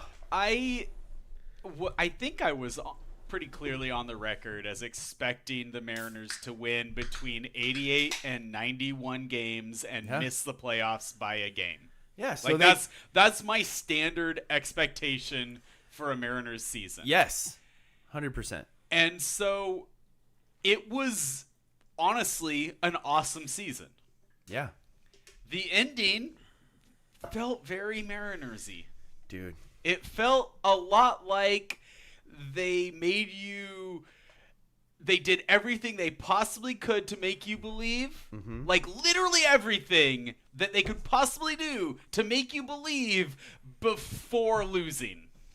Yeah. And that sucked. Emotionally, physically. Just that was Spiritually. Yes, spiritually, thank you. Dramatically. Mentally. Dude. I gotta say, mentally. I crashed out hard. Yeah. Like, I broke stuff. I reacted worse to this. You were rude to people. I was... Justin, I think that's an understatement. I was trying to be nice. My nephew's in the comments. I'm pretty sure I apologized to my nephew the next day for how rude you were I mean was to him. Logan? Yeah, dude. I went outside, and then I Which broke was stuff. a bad plan. And then I went out to the trampoline, and like Logan and my brother Jimmy were talking about stuff, and I just started yelling about the game. I think you were in a bad way. Yeah, I was in a bad way. My sister hops on. She says, "That's their MO, though." Yeah, absolutely. It absolutely is their it's MO. Whose MO? Oh, the Nurs? Yeah. I thought you were talking about the Hargrove MO. No, it's the Nurs MO. I mean... And part of me doesn't even want to point this out. What's that? But in order to build that belief before breaking your heart... Yeah. Which is the Mariners' MO. Yep. They have to get a little bit further each time. And they did this time. So my new prediction is that we're going to see them in the World Series and then just embarrass themselves horribly. Oh. Be ready. That. Start preparing for it now, Daniel. I don't know. Embarrass yourselves in the World Series. At least you were in the World Series. Well, that's the kind of thing that sounds good 6 months later, Justin. Here. Okay, that's a good point, actually. My sister says Daniel got sucked in. I kept 95 in mind and held my hope lightly. Yeah, that's the healthy way to go. But that's I do not how do that. Daniel does it. That's not how a Daniel do. Did you watch the video of that Matt Brash finger? No, I haven't. The grip that I was showing you. Like it was a weird. He has a bendy finger. Yeah. So like literally his fingers are like a diamond. He has a bendy body, bro. Yeah, it's weird. Anyway, carry on. My solace watching I think we got to this last time. Mm-hmm. The different ways to view if you rooted for the Blue Jays or the Dodgers in the playoffs, because multiple of my friends were rooting for the Blue Jays, and I told them that they were wrong, because if you don't agree with me, Justin, if you don't agree with me, you're stupid. You're stupid. Yeah, you're right. Not wrong. Stupid. Yeah. I don't see how you could be rooting for anything other than Meteor. I'm with Andrew on that. I did come off of that a little bit to say that I've grown a little bit, that logical people can come to things. Also, I said that mine was the more... Logical people can come to things? Come to other conclusions. Okay, sorry. I needed you to finish that thought. Sorry. Okay. I was hoping to mumble the rest of that. I was hoping to just go and then move on. Yeah. I also came off of the fact that I think I had the most emotional opinion, which was...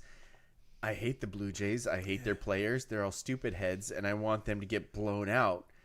Or up. Yeah. The logical side of that is I didn't want the team that barely beat us to win the World Series, because that would have told me, oh, crap, we could have won the World Series. Yeah. I didn't want it to be close. I wanted to have the solace of the fact that we're not good enough. We're not good enough to win the World Series, and neither are the Blue Jays, and they got blown out. But after watching that series, I'm like, oh, crap, we could have competed to win the World Series. Like, the Blue Jays should have won the World Series, but they pooped themselves in the end. Probably could have competed better, because we wouldn't times. be traveling across the country. We'd just be going up and down. That's true. Yeah. I don't know. Yamamoto's insane. But dude, Logan says he doesn't like the Blue Jays because they're mean. They are also mean. Agree. Yes. I did not care who won. I was not. I totally accept Daniel's arguments for why the Blue Jays suck, and that's why I wasn't rooting for them. Yeah. But I also while I like a lot of the Dodgers players, yeah, I am. There's 0% excitement for the Dodgers winning anything. Yeah. Oh, they managed to buy themselves another. Oh, great! The system's broken. Super. It's awesome. like the logical conclusion was that the Dodgers were going to win the World Series. Yes. So there's no novelty. No, in it. see, guys. Hey. I get that you're saying that, but do you realize that the second highest payroll in the league didn't even make the playoffs? Yes. No, so I get stop it. That is a dumb argument. You have to spend the money. Are we being stupid? Yes. You have to spend the money. You're not being well. stupid. Your argument is stupid. No, reasonable people can arrive at different conclusions. Yeah, and also the Brewers were one of the best teams in the league, and they have a cheap freaking payroll, like less than the Mariners. There is nuance to the spending money. Okay, then bring up conversation. Bring up the nuance. Don't just say, "Oh, the Dodgers just bought a World Series." Because the result was that the Dodgers bought a World Series. There is nuance to whether other teams should try to buy, whether it's worth trying to buy. Clearly, you need to spend the money well. However, 2 years in a row, the Dodgers have been able to spend a crap ton of money and be significantly winners of the World Series. Dude, what do you mean by significantly winners of the World Series? Like this went 7 games and they won an extra innings, and there was like 3 extra inning games in the World Series. Like I don't understand this. If it had been like a complete blowout, like I thought it was going to be, I'd be so much more with you on this. But like this is one of the closest World Series we've seen in decades. My argument here is. And my argument here is only that I'm not excited about the Dodgers. I get that. Like it doesn't. I don't root for them. They're kind of the bad guys because they're spending a crap ton of money, but I don't care. And it's a feelings argument. Andrew has a lot of feelings. I have a lot of feelings too. I will completely throw out there that the reason why I actually kind of like the Dodgers, like my nephew put in the chat, is because I've had a Dodgers teddy bear since I was like 3 years old. So that's probably skewing my view on things. And I'm still mad that they left Brooklyn. So yes. Same. I gotta say, part of it is I would love to hate the Dodgers, but I freaking love so many of their players. Yeah, and that's fair. I love Freddie Freeman cries too much. Freddie Freeman, Shohei Ohtani, Yamamoto. Shohei Ohtani is a corrupt gambler who just got bailed out by having a patsy for his scheme. Dude, probably. Yeah, exactly. Mookie's cool though. Yamamoto's picking up garbage. Where I was originally going with such a wait, I can't use the word I wanted to. Justin hates He's such a look at me Louie. Like I hate this. Like I'm gonna go clean up garbage in the dugout if the game's over. No, if you really wanted to do something without getting the credit, you'd wait till there are no cameras anymore. Dude, in what universe are there? There are always cameras. Dude, in our day and age, there's nothing. There's no cameras. All I'm saying is, you think Yamamoto was like, oh, I'm going to go do this thing and nobody's going to notice. No. He knew people were going to notice the fact that he was picking up garbage. And don't give me culture, okay?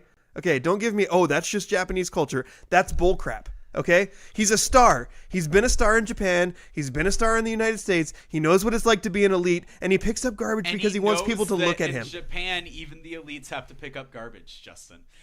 Daniel, it's because Japan is poor. Where I was going originally when I was saying that I don't love Dodgers. Yeah.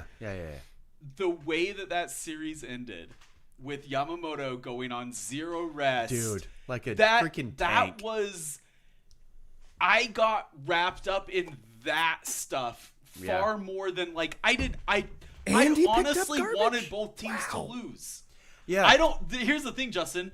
I don't even know what you're talking about. Oh. Because that's how little that actually mattered. I didn't know it either. I think Ian mentioned it. I did. You did. You mentioned it. The insane part is you thought it was cool and I crapped all over it? I'm sorry. The insane part is that the dude pitched 5 or 7 innings. And then the next day came out. He pitched 7 innings, 2. Like the guy pitched like it was 1952. Exactly. It was cool. We saw a pitching performance from 75 plus years ago, and that was so insanely cool to see. And as I'm watching it, I'm not even rooting for him. I'm going, oh crap. He's pitched so much, he could self-destruct at any moment, and he didn't. 6 innings and then 2.2. Yeah, and that was after throwing a complete game in the beginning of the World Series. So that was the 25th. The 25th, he pitched 9 innings, and then the 31st. So he had 6 days, and then he pitched 6 innings, and then the very next day he pitched 2.2. Yeah. That's what I want from a star. Yes. Like I don't even know if it is reasonable to. I'm not saying I expect that from anyone, but somebody who I say, like, oh my gosh, this dude is the best of the best and incredible, and I want to put him up on that pedestal. That's the kind of stuff that I want to see, and I thought it was really cool to see that happen, even though I really still don't. Right. Like, the Dodgers themselves, yay. Yeah. Good job. I was kind of annoyed because everyone says that this will cause a lockout in 27. And I'm like, crap, that'll suck for me as a fan. I totally get what you're saying there. Well, Justin, don't say because the Mariners' timeline is like to be their best in 27. Yes. And that would completely be the... That would be so Mariners! That would be so Mariners to be like hitting your stride, about ready to dominate, and like all of your players' best years are wasted because of a strike. They'll be so good in the South American League. But also, like, it wasn't just... Also, Ohtani... What he did in the 18 inning game, where he went 4 for 4 with 2 home runs, a double, and then he reached base like with 4 straight walks or something like that. Like he was on base 8 times.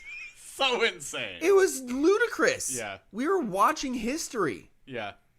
And that was really cool. And the fact that it's still, even with Yamamoto, even with Ohtani, even with what the Dodgers were, it still turned out to go to an extra innings, Game 7 game. I can't exactly remember what you said, but it was... With a bunch of jerkwad Canadians. 4 for 4 with 2 doubles, 2 home runs, and 3 RBIs. Yeah. Just nuts. How did he have 4 extra base hits and only 3 RBIs?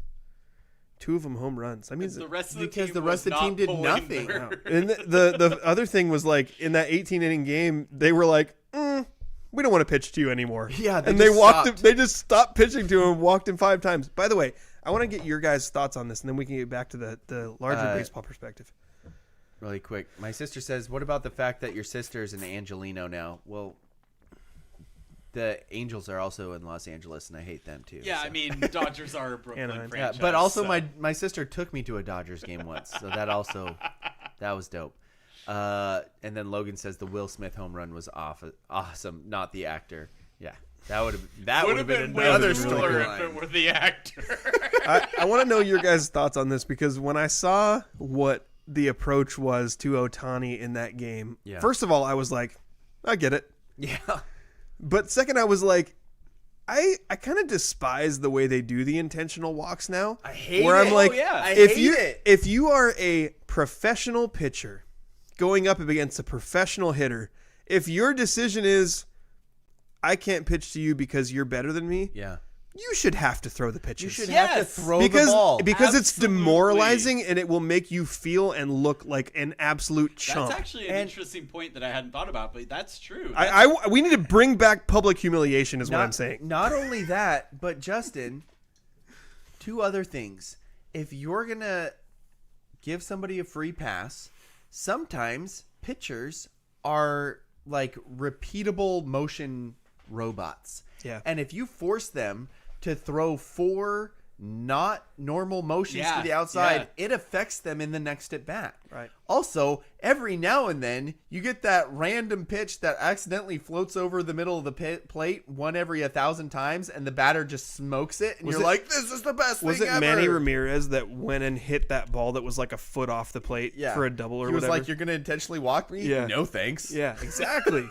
It just adds more drama to the game. Instead, we're number one. We're taking out the drama, and we're eliminating the public humiliation. If you're a pro pitcher going against a pro hitter, I want you to have to literally acknowledge through 4 pitches, I'm worse than you. Yep. Also, it opens up the opportunity for a boss move where you like just throw the bat at a ball and get out. Just to be like, screw you. It's drama. Absolutely. More drama. I want more drama. I want it. All right. So, Mariners, Andrew? Mariners fans, What about them? What are we doing going forward? If they don't sign Josh Naylor, we riot. Yes. We riot. We tell Josh Naylor, whatever offer you get, we'll give you another $1. Like, no matter what. Naylor? Yeah. You don't even know her. I hardly know her. Gosh, darn it. Sorry. That's where we the start. Michael Scott influence in my life. This offseason is bizarre. If they what don't else get, do you need to see? We need to see Josh Naylor come back. If he doesn't come back, trade for Tarek Skubal. It will be like there's not a deal that he's going to realistically get that I'm not going to be like, why did you not match that? Yes, Seattle. Exactly. This man is awesome. Yep.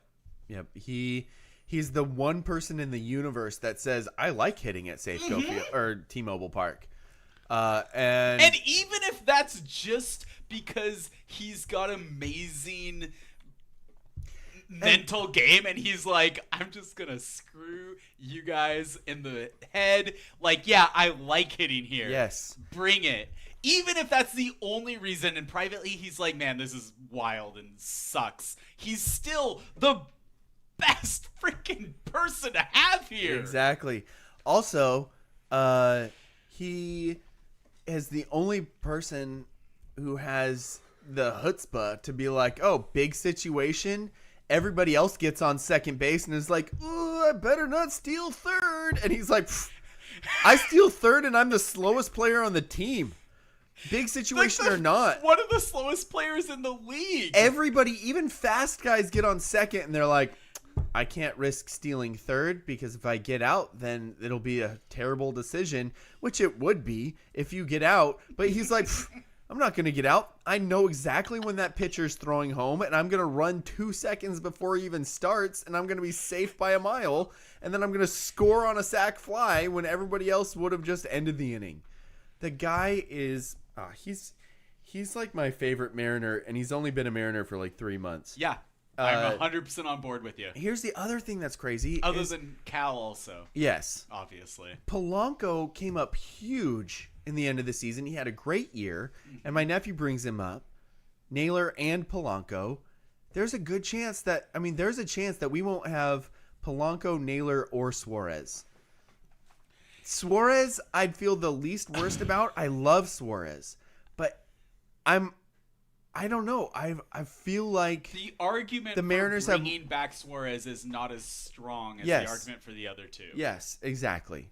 As like I was just saying, I don't think that there is not an argument for not bringing back Naylor. Yeah. I don't care if literally anyone else in the league is paying him something, you should be willing to pay him enough more to make him come back. Exactly. 100%. I feel like Polanco is up in that conversation, whereas... Well, just because they have so many gaps, like, those were 3 huge... I mean, Suarez didn't do much for the Mariners. It's kind of sad to say, but most of his stats were when he was a Diamondback. The one game. Except for the 1 game. Except for the 2 home runs with the grand slam. He got the Suarez That game. was worth it. All of it was worth it for that. For greatest home runs in Mariner history. Like, he's in that short list. He's on my short list of favorite Mariners of all time. That's fair. He's an awesome dude. Love that guy. Yeah, so this is not none of what I'm saying is like I love him, but the argument for him like absolutely must be on the team next year is not as strong. Yeah. Yep. Polanco's second base, right? Or DH. He mainly was a DH. Okay. And he'd probably be the DH next year. Okay. So I guess for Polanco, because I'm not a super heavy baseball deep fan, if there's an upgrade to Polanco, that I 100% believe that there is not an upgrade for Naylor at first base. If you have anyone other than Josh Naylor as your first baseman next year, you downgraded. Yes. For Polanco, I don't know if that's true. I'm not saying I don't think it's true. I just don't know. If Polanco is not on the team next year, I better be excited about the second baseman. Right. Or DH. Absolutely. I'm just scrawlings of a madman. Daniel just got excitedly started throwing things around the desk to get his notepad in front of him so he could write 1, 2, 3, 4, 5, 6, 7, 8, 9. And now he's writing in players that he wants to be Mariners next year. Yeah. So Andrew, right now I've got just because I can't think of what's the right fielder who got hurt. Victor Robles. So Robles will probably have a better year next year because he was hurt pretty much this whole year. Yep. Also, I love we've been talking about favorite Mariners. I love the way he plays defense. Yeah. He got hurt because he plays defense, absolutely balls out. Yeah. And he was still doing it when he came back, which is, it would be understandable if he was not. Because it got him hurt. Williamson? See, here's the thing. Williamson is the third baseman. If you bring up, sorry, I was looking at Daniel's scrawlings and trying to fill in the blank. if you bring back Polanco and Naylor, then all of a sudden your lineup looks like you had it at the end of the year. Like you've got JP, Julio, Cal, Naylor, Polanco, Randy, Robles, and then you probably have Cole Young starting at second. Like he showed you some really good things at some points in the year and then fell off at the end of it. But if you don't have Polanco, then you're like, all right, what do you do at DH? Okay. What if you ditch Robles and trade for Vance Honeycutt? Dude. That would make me so happy. That is such a silly comment that you're trying to get out of the conversation. I want it so bad though. No, I'm not. For a reasonable, or maybe not reasonable, but a real question from me. Because is there a catcher / DH that would be an upgrade at DH and not a downgrade at backup catcher? Because Mitch Garver. Garver wasn't a great backup catcher. You just listed Mitch Garver. We tried that experiment. No. Well, that's what I'm talking about. Catchers are generally sucky at offense. That's what they thought they found a cheat code with Garver, and he wasn't. Didn't really. Okay. Yeah. What about Harry Ford? So Ford's probably going to be your backup catcher. My thought is that Harry Ford is supposed to be a good hitter, right? He's not touted as he's a good hitter for a defensive. He's supposed to be a good hitter for a catcher. Okay. Yeah. Okay. I understand. So that not would somebody you would want as your DH. That would explain why people would be saying that he has more value traded than kept on the team. Yes. Okay. Yes. Vance Honeycutt? Which that did not make sense to me before because I didn't get that nuance. Yes. So he's a good hitter. Yes. But he's a good hitter for a catcher. Yes. 100%. And you already have a catcher who's set records. Absolutely.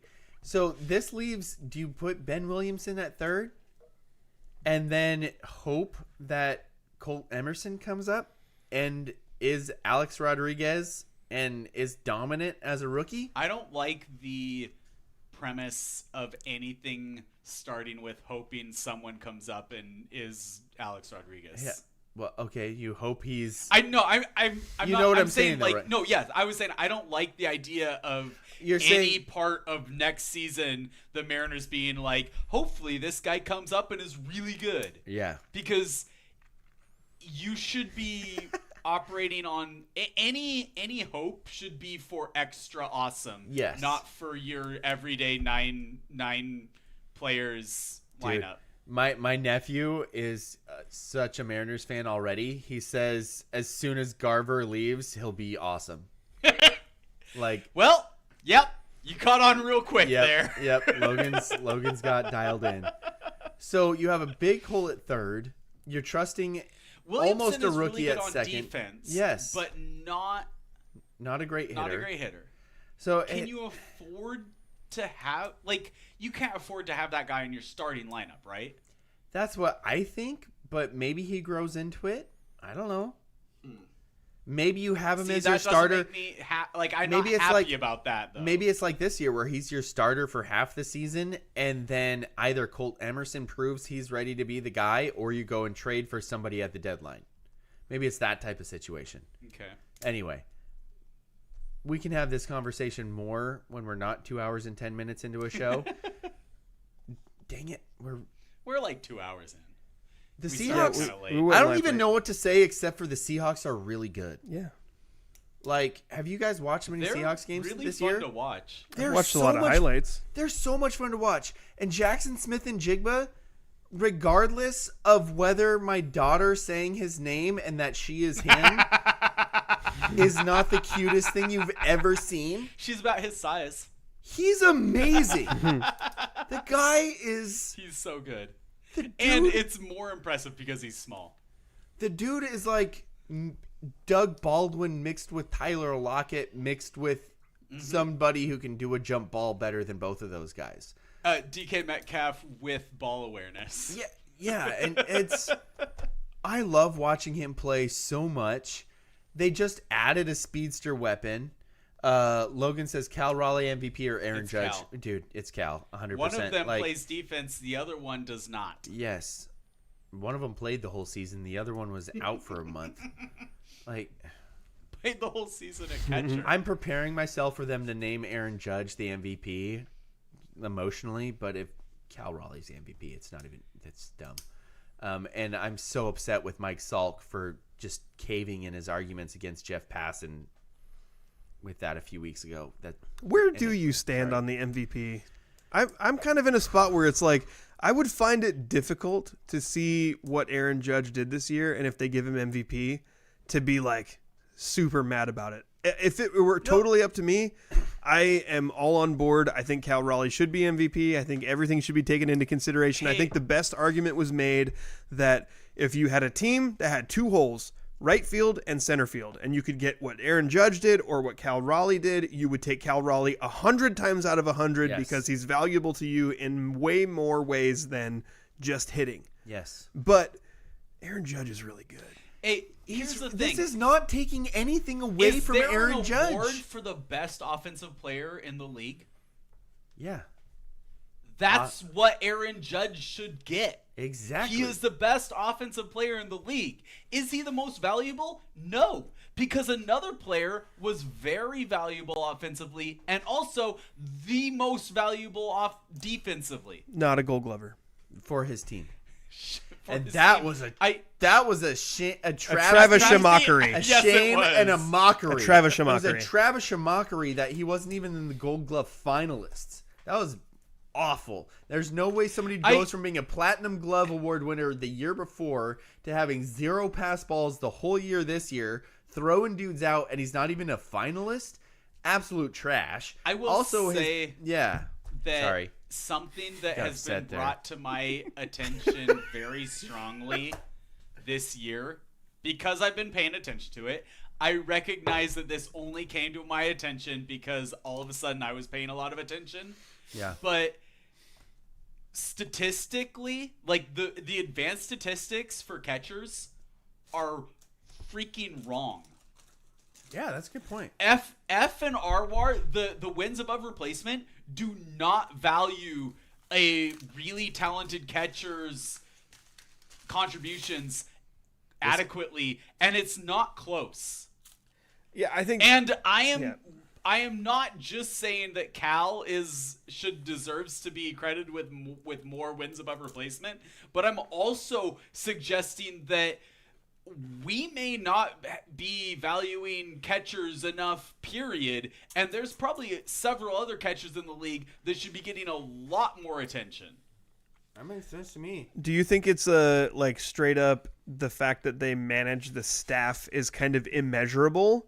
That is, or do you think it's the fact that they don't put enough emphasis on the things that catchers do that are measurable? So there are things that are measurable, and I think that the statistics tend to hand wave those away with like a nod of like, okay, like maybe a half a game or a game added, where things like ERAs, the ERA versus a backup catcher, or especially since backup catchers are usually there only for their defense. Right. Like, backup catchers generally can't hit at all.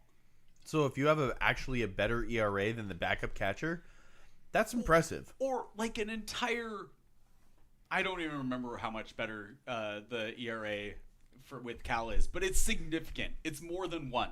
It's over 1 earned run average. I mean, that's it. There is kind of a tough comparison there because Garver's kind of a doofus, and we got him to be more of a bat than a catcher.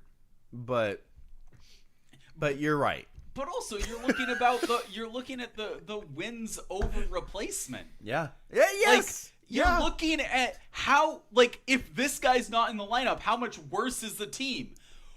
Way worse. So much worse that we never let him not be in the lineup. We just let him hit instead of not catch. And he still caught almost more than... I think he did catch more innings than anyone else in the regular season. Exactly. In the regular season? I thought he was in, like, the top 2 or 3. No, I'm pretty sure I saw a graphic during the postseason saying he had caught... It was close, but he caught the most innings of any catcher in the regular season. Yeah. And you got garbage New York catchers. You got garbage like half the time. You have garbage like East Coast people being like, "Oh, Cal Raleigh DH today. That's a knock against him." And you're like, "Dude, you have literally zero clue." He played more innings in the field than Aaron Judge did. Yes. Oh, wait, Judge, actually total? Yes. Oh, not even close. Yeah, it was not close. It was Judge like oh wait, no, that way makes more sense. than him. Yeah. Yeah. And when Judge is in the field, also, not that big an impact. No. So. Well, right, because if you were the best outfielder on your team, where would you play? Center. Yeah. He played center. Remember, he dropped that ball. Yeah. I bring that up with Francis all the time. Yeah. Remember when Judge dropped that ball? I know Judge is not a bad fielder, but he is not an excellent fielder. He is not the best fielder on his team. No, he's not. Not even close. So, Is he even a good fielder? I think he would be like fit in that like average fielder. He gets very good statistical ratings for playing the easiest outfield. Oh, he does in the corner outfield spot? Yes, Okay. Yes. All right. So they call it elite outfield defense. That's BS. Yes, it is. But that is why. It's Put Cal Raleigh in right field and see what he could do. Because again, he is above average at playing corner outfield. Also, like, I'm sorry, gold glove winners are kind of a sham. Yeah. Like, Have been for many years. If you're not a good offensive player, you're not usually winning a gold glove. Mm-hmm. And yet there are so many like ridiculous defensive players that nobody knows about because they don't hit very well. There was one year when I was a kid that Cal Ripken Jr. made 2 errors all year at shortstop, and the Gold Glove winner made 18. And that was when I knew that Gold Glove was a sham. Yeah. Oh, it doesn't actually matter how good you are at defense. Exactly. Carlos Correa winning the Gold Glove and going, yeah, that's dumb. Solidified it for me. Also, what a cheater. It's so weird that Ty France won the Gold Glove for the Blue Jays at first base. I didn't even know he played there. And Neither then, did I. was he hurt during the postseason? Yeah, I think he was hurt, but super weird. Yeah. I mean, he's a good first baseman, though. Yeah. Yeah. No, but just the fact that actually, Ty France winning the Gold Glove hurts the argument of what I just said. Yeah. Marcus Semien then winning the Gold Glove as a second baseman is definitely for the argument I just said. Like, it's ridiculous. That guy was a free agent at one point. Yeah. Wanted him. Oh, Stephen Kwan. Beaver. Just throwing that out there. Hey, you know who's the number 1 in odds for NFL MVP right now? Is it Sam Darnold? Nope. Is it Jackson Smith and Jigba? Nope. Oh. Is it a Beaver? It's Drake May. That is the dumbest thing. Also, my Patriots are tied for the best record in the NFL. What in the? They're what 8-2. Doing? Drake May? He's having a great year. What are you talking about? His team's tied for the best record in the NFL. Also, he does no wrong. I want Sam Darnold. My daughter says she is Sam Darnold. You want the guy who threw 1 touchdown and 1 pick Darnold, today? Smith and Jigba? Yeah. No. No.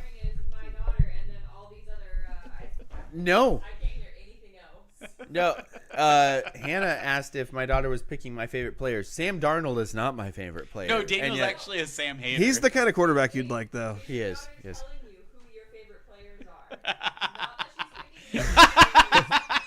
She's picking them for you.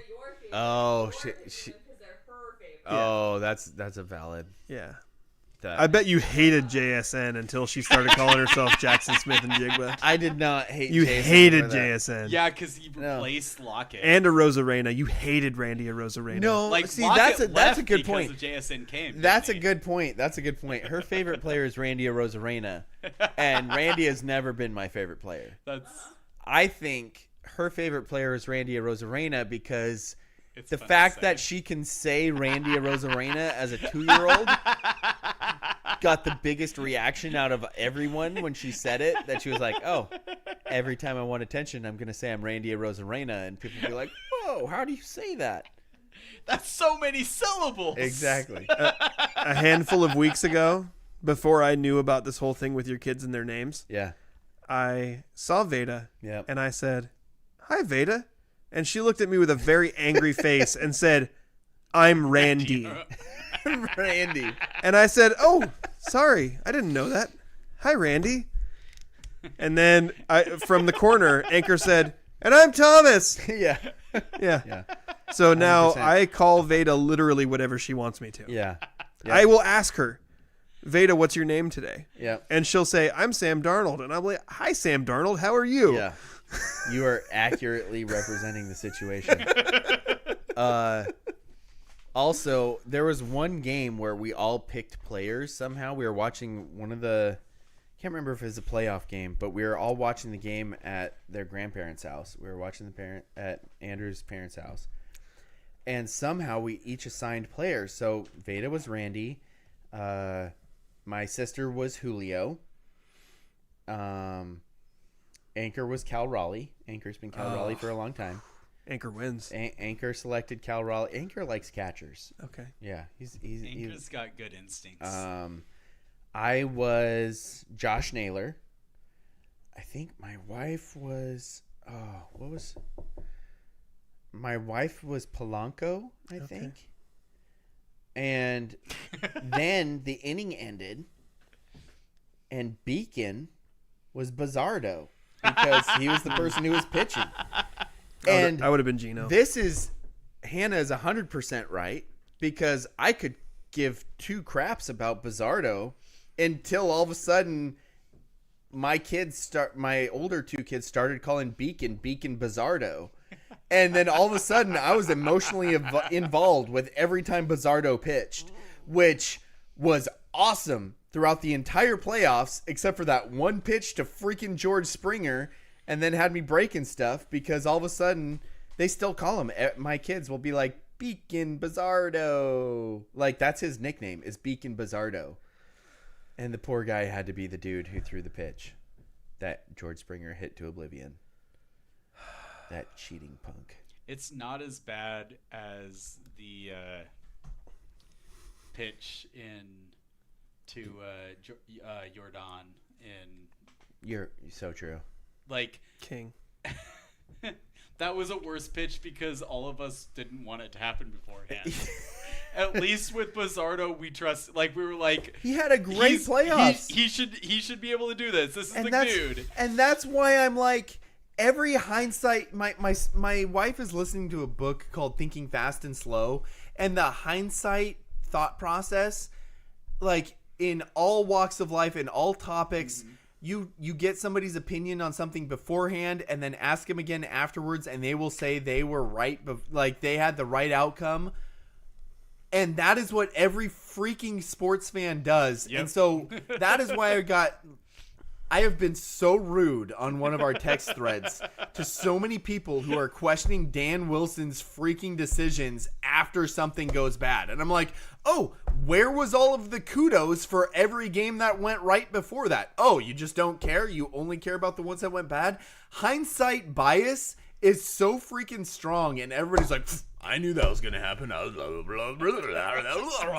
Andrew, your thoughts? It drives me nuts. Specifically with Dan Wilson's game management, my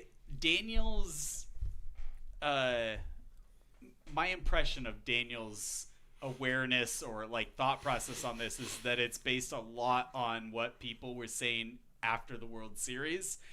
And after the throughout ALDS. this entire season, I've been listening to a lot of... I am not a baseball strategist, so I defer to other people. Yeah. And throughout this entire season, Mike Salk has been talking about how Dan Wilson will have games where he calls it perfectly and other games where he does things that Mike Salk, as a baseball fan, is like, that doesn't make sense at all. Why did you do that? And it didn't work.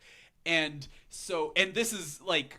And my argument to be was like, Mike Salk one has worked never... out and one when it didn't work out. Well, and Mike Salk is like, why would you do that? It didn't work out. And I'm like, you freaking idiot. No, because it's not about... Because the idea is more that sometimes he's making decisions that make sense and then they don't work out. And Salk is not... Salk will point those moments out. He'll be like, that didn't work out, but that was the right thing to do. Right. So that's not the... He's not basing it on the outcome. Okay. He's saying that sometimes this makes sense, other times he does stuff that doesn't make sense. That's what he's been saying the whole season. He's had more than one conversation with Jeff Passan about how, like, Dan Wilson, sometimes he calls the game amazingly well, and other times he does stuff that makes no sense and doesn't work. So, from my perspective, my thought was that Dan Wilson was deserving of an award as the manager of the year, and his biggest weakness as a manager is probably the in-game strategic... What percentage...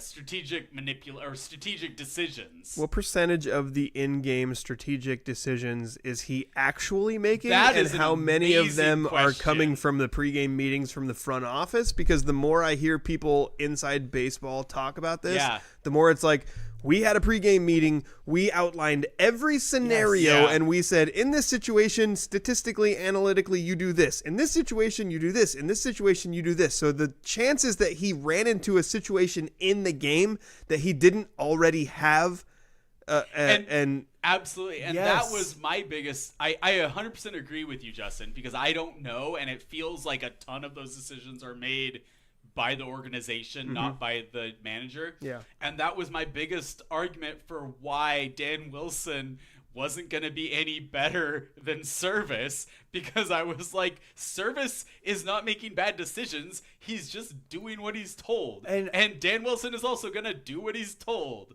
Yes. And I will say, I do think that Dan Wilson has...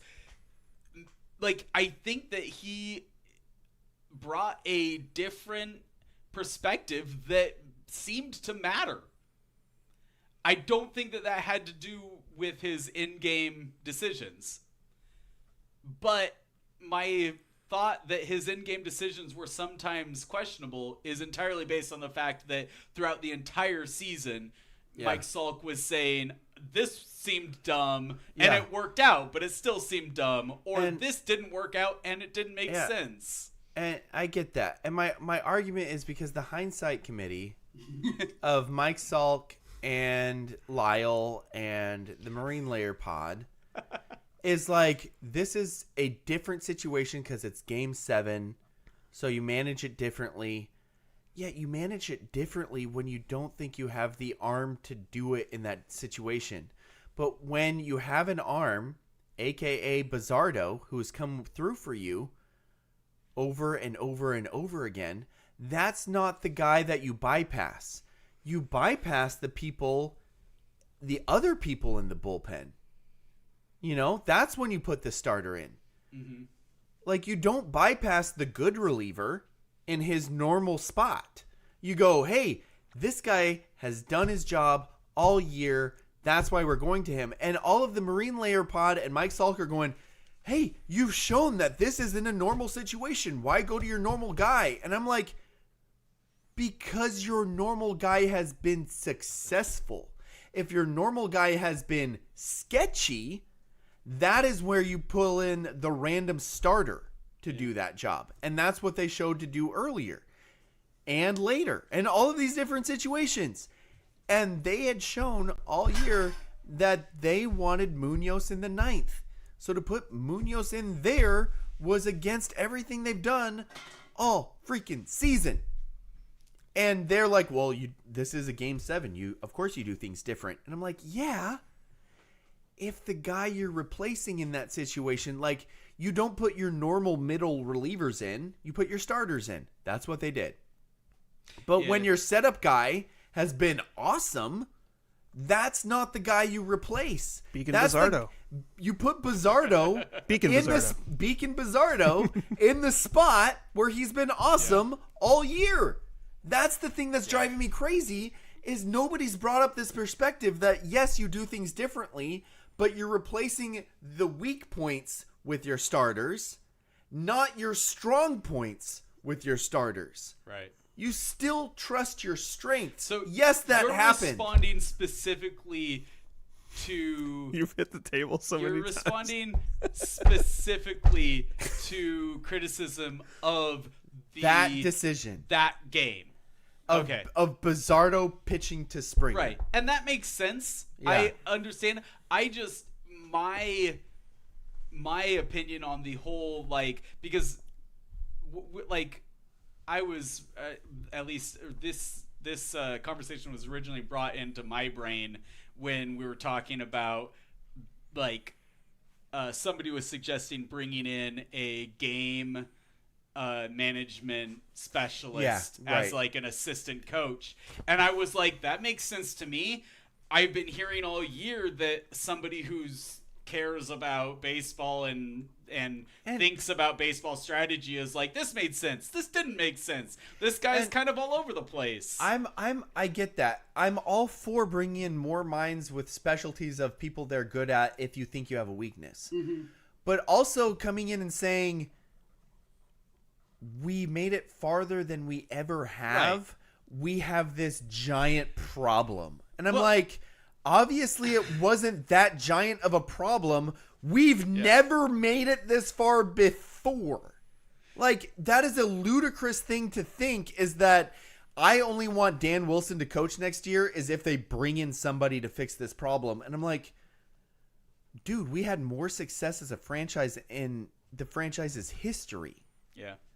Like, isn't that not kind of a ridiculous thing to say? Yeah, and I think that's where I'm coming back to, is that it's how you frame this. Because you're saying only bring him back if we do this thing, and I'm looking at this like, you want to improve. We did so well. Yeah. And I guess this Andrew manager has been awesome, and his biggest weakness is this thing. So the best thing we can do to get any better is to help this manager who's really good improve in this area. I guess the thing that I just thought of too is everybody touted Scott Service at it, and I loved how he managed his bullpen. That is true. He was recognized as being very good at managing the bullpen. While also people were so mad at him about how he managed the bullpen. They were bonkers. But Andrew, this is the other thing. Yeah. Dan Wilson's bullpen and Scott Service's bullpen are so different. Really? Dude, wait, are you talking about the way they manage it, or the bullpen itself? The bullpen itself. Okay, yeah. Dan Wilson had like 3 people that you could trust. Yeah. At all. Everybody else was a complete wild card if they were going to give up 5 nukes in a row. Yeah. They were injured, they were gassed, they were unreliable, and yet he managed that to Game 7 of the ALDS. Yeah. Scott Service had one of the greatest bullpens of all time with like 5 dudes that were amazing. And they didn't make it past the Blue Jays, or they made it past the Blue Jays and lost in the ALDS. That's the other thing about this. The argument against that, though, is that properly managed, they perform better. No. That is not true because you put dudes out there and they give up home runs. Right. That is not properly put the dude managing out there him. Who's going to perform best? Then he doesn't give up the home run. You need arms that you can trust. I'm not making this argument. I'm just saying that there is an argument that good management will make the bullpen look better. That because still you're putting requires every guys guy in a position to succeed. That still requires guys that succeed even in the low leverage situations, which this bullpen did not. Yeah, and but it's not this leverage, Andrew, and this bullpen was injured. Right. At the end of the season, there was Munoz, there was Brash, there was Bizzardo. Spire was crap and tired. So many injuries had happened throughout the season. There was 3 guys. That's the other part is what did you want him to do? He was finessing his way through 2 months with 3 bullpen arms that were anywhere near. Spire was toast by the end of the season. That's the other thing. It's ludicrous to me. Mavis thinks that you're upset. She wants to make you feel better. I'm sorry. I no, freaked out. she probably doesn't. She probably wants to make him feel worse. This was a venting session for me. Oh, good. But I needed Andrew to push back enough to keep reminding me of the different points that I've thought of over the last 3 weeks because literally when Scott Service's bullpen, everybody was like, wow, they can go to this guy and this guy and this guy and this guy and this guy, and they don't even have to use Munoz in the 9th inning. They can use him wherever they want because they've got Seawald and they've got Munoz and they've got Brash and they've got, I can't remember who the other guy who was on fire that year, but they had name after name after name. And this year, if anybody in the last month of the season, if anybody besides Brash, Munoz, or Bizzardo came in, you were terrified. Yeah. Yeah. I was. I'm terrified anytime anyone other than Brash comes in, and then I'm still terrified when Brash comes in anyway. Yes, because you don't know if it's going to be the Brash that can throw strikes or not. No, but he can bend his finger, though. You just don't know if it's going to be the Brash. Yeah, it isn't even throwing strikes, because he can strike out 3 straight on 9 pitches and not throw a strike. Also, he has to be able to throw the thing that they're going to swing at. Exactly. Also, if Shannon Dreyer talks one more time about how if a starter translates to the bullpen or not, I'm going to freaking punch my radio dashboard. She's been wrong every single time, and it drives me nuts. Otherwise, she is awesome. But even in the last one, they were she's like, well, I don't think Luis Castillo really translates to the bullpen. Dude comes out and throws 3 shutout innings from the bullpen, and I'm like, oh, it's almost like starters are generally better than relievers, and that's why they're not relievers. Mariano Rivera, most overrated player in all sports of all time. I love that you bring it back to that argument because I am 100% happy on to board help with that argument, and I love it. Most overrated athlete of all time across all sports, Mariano Rivera. It's not close. Yes. I'm sorry. I think that's going to do it for our show today. I'm really glad we got all this out, though. I'm glad I got this out, but also I think I ruined the show. No, it was good. We got through all the good parts of the show, and then we went to the self-serving parts. It was a good early part of the show, for sure. I'm sorry about that. I liked the whole thing. Fine. I'm sorry. I apologize. I like the whole thing. I like the end, too. Also, the Seahawks are really good. Yeah. Also, the Beavers are so bad, and yet they somehow still beat the Cougars. Beavers are so bad, and yet somehow not as bad as the Cougars. Number 1 MVP odds, Drake May. My Patriots, best record in the league. Who will win the Pac-12 title? Hey, Gonzaga's really good. Dude, the Beavers just Gonzaga State. The Beavers just lost to Sam Houston. Sam Houston. Man? Sam Houston. The man. Yes. Who was that, Justin, that you were making that joke about? Lamar. I don't know. I made that joke again this weekend when Montesano played Annie Wright.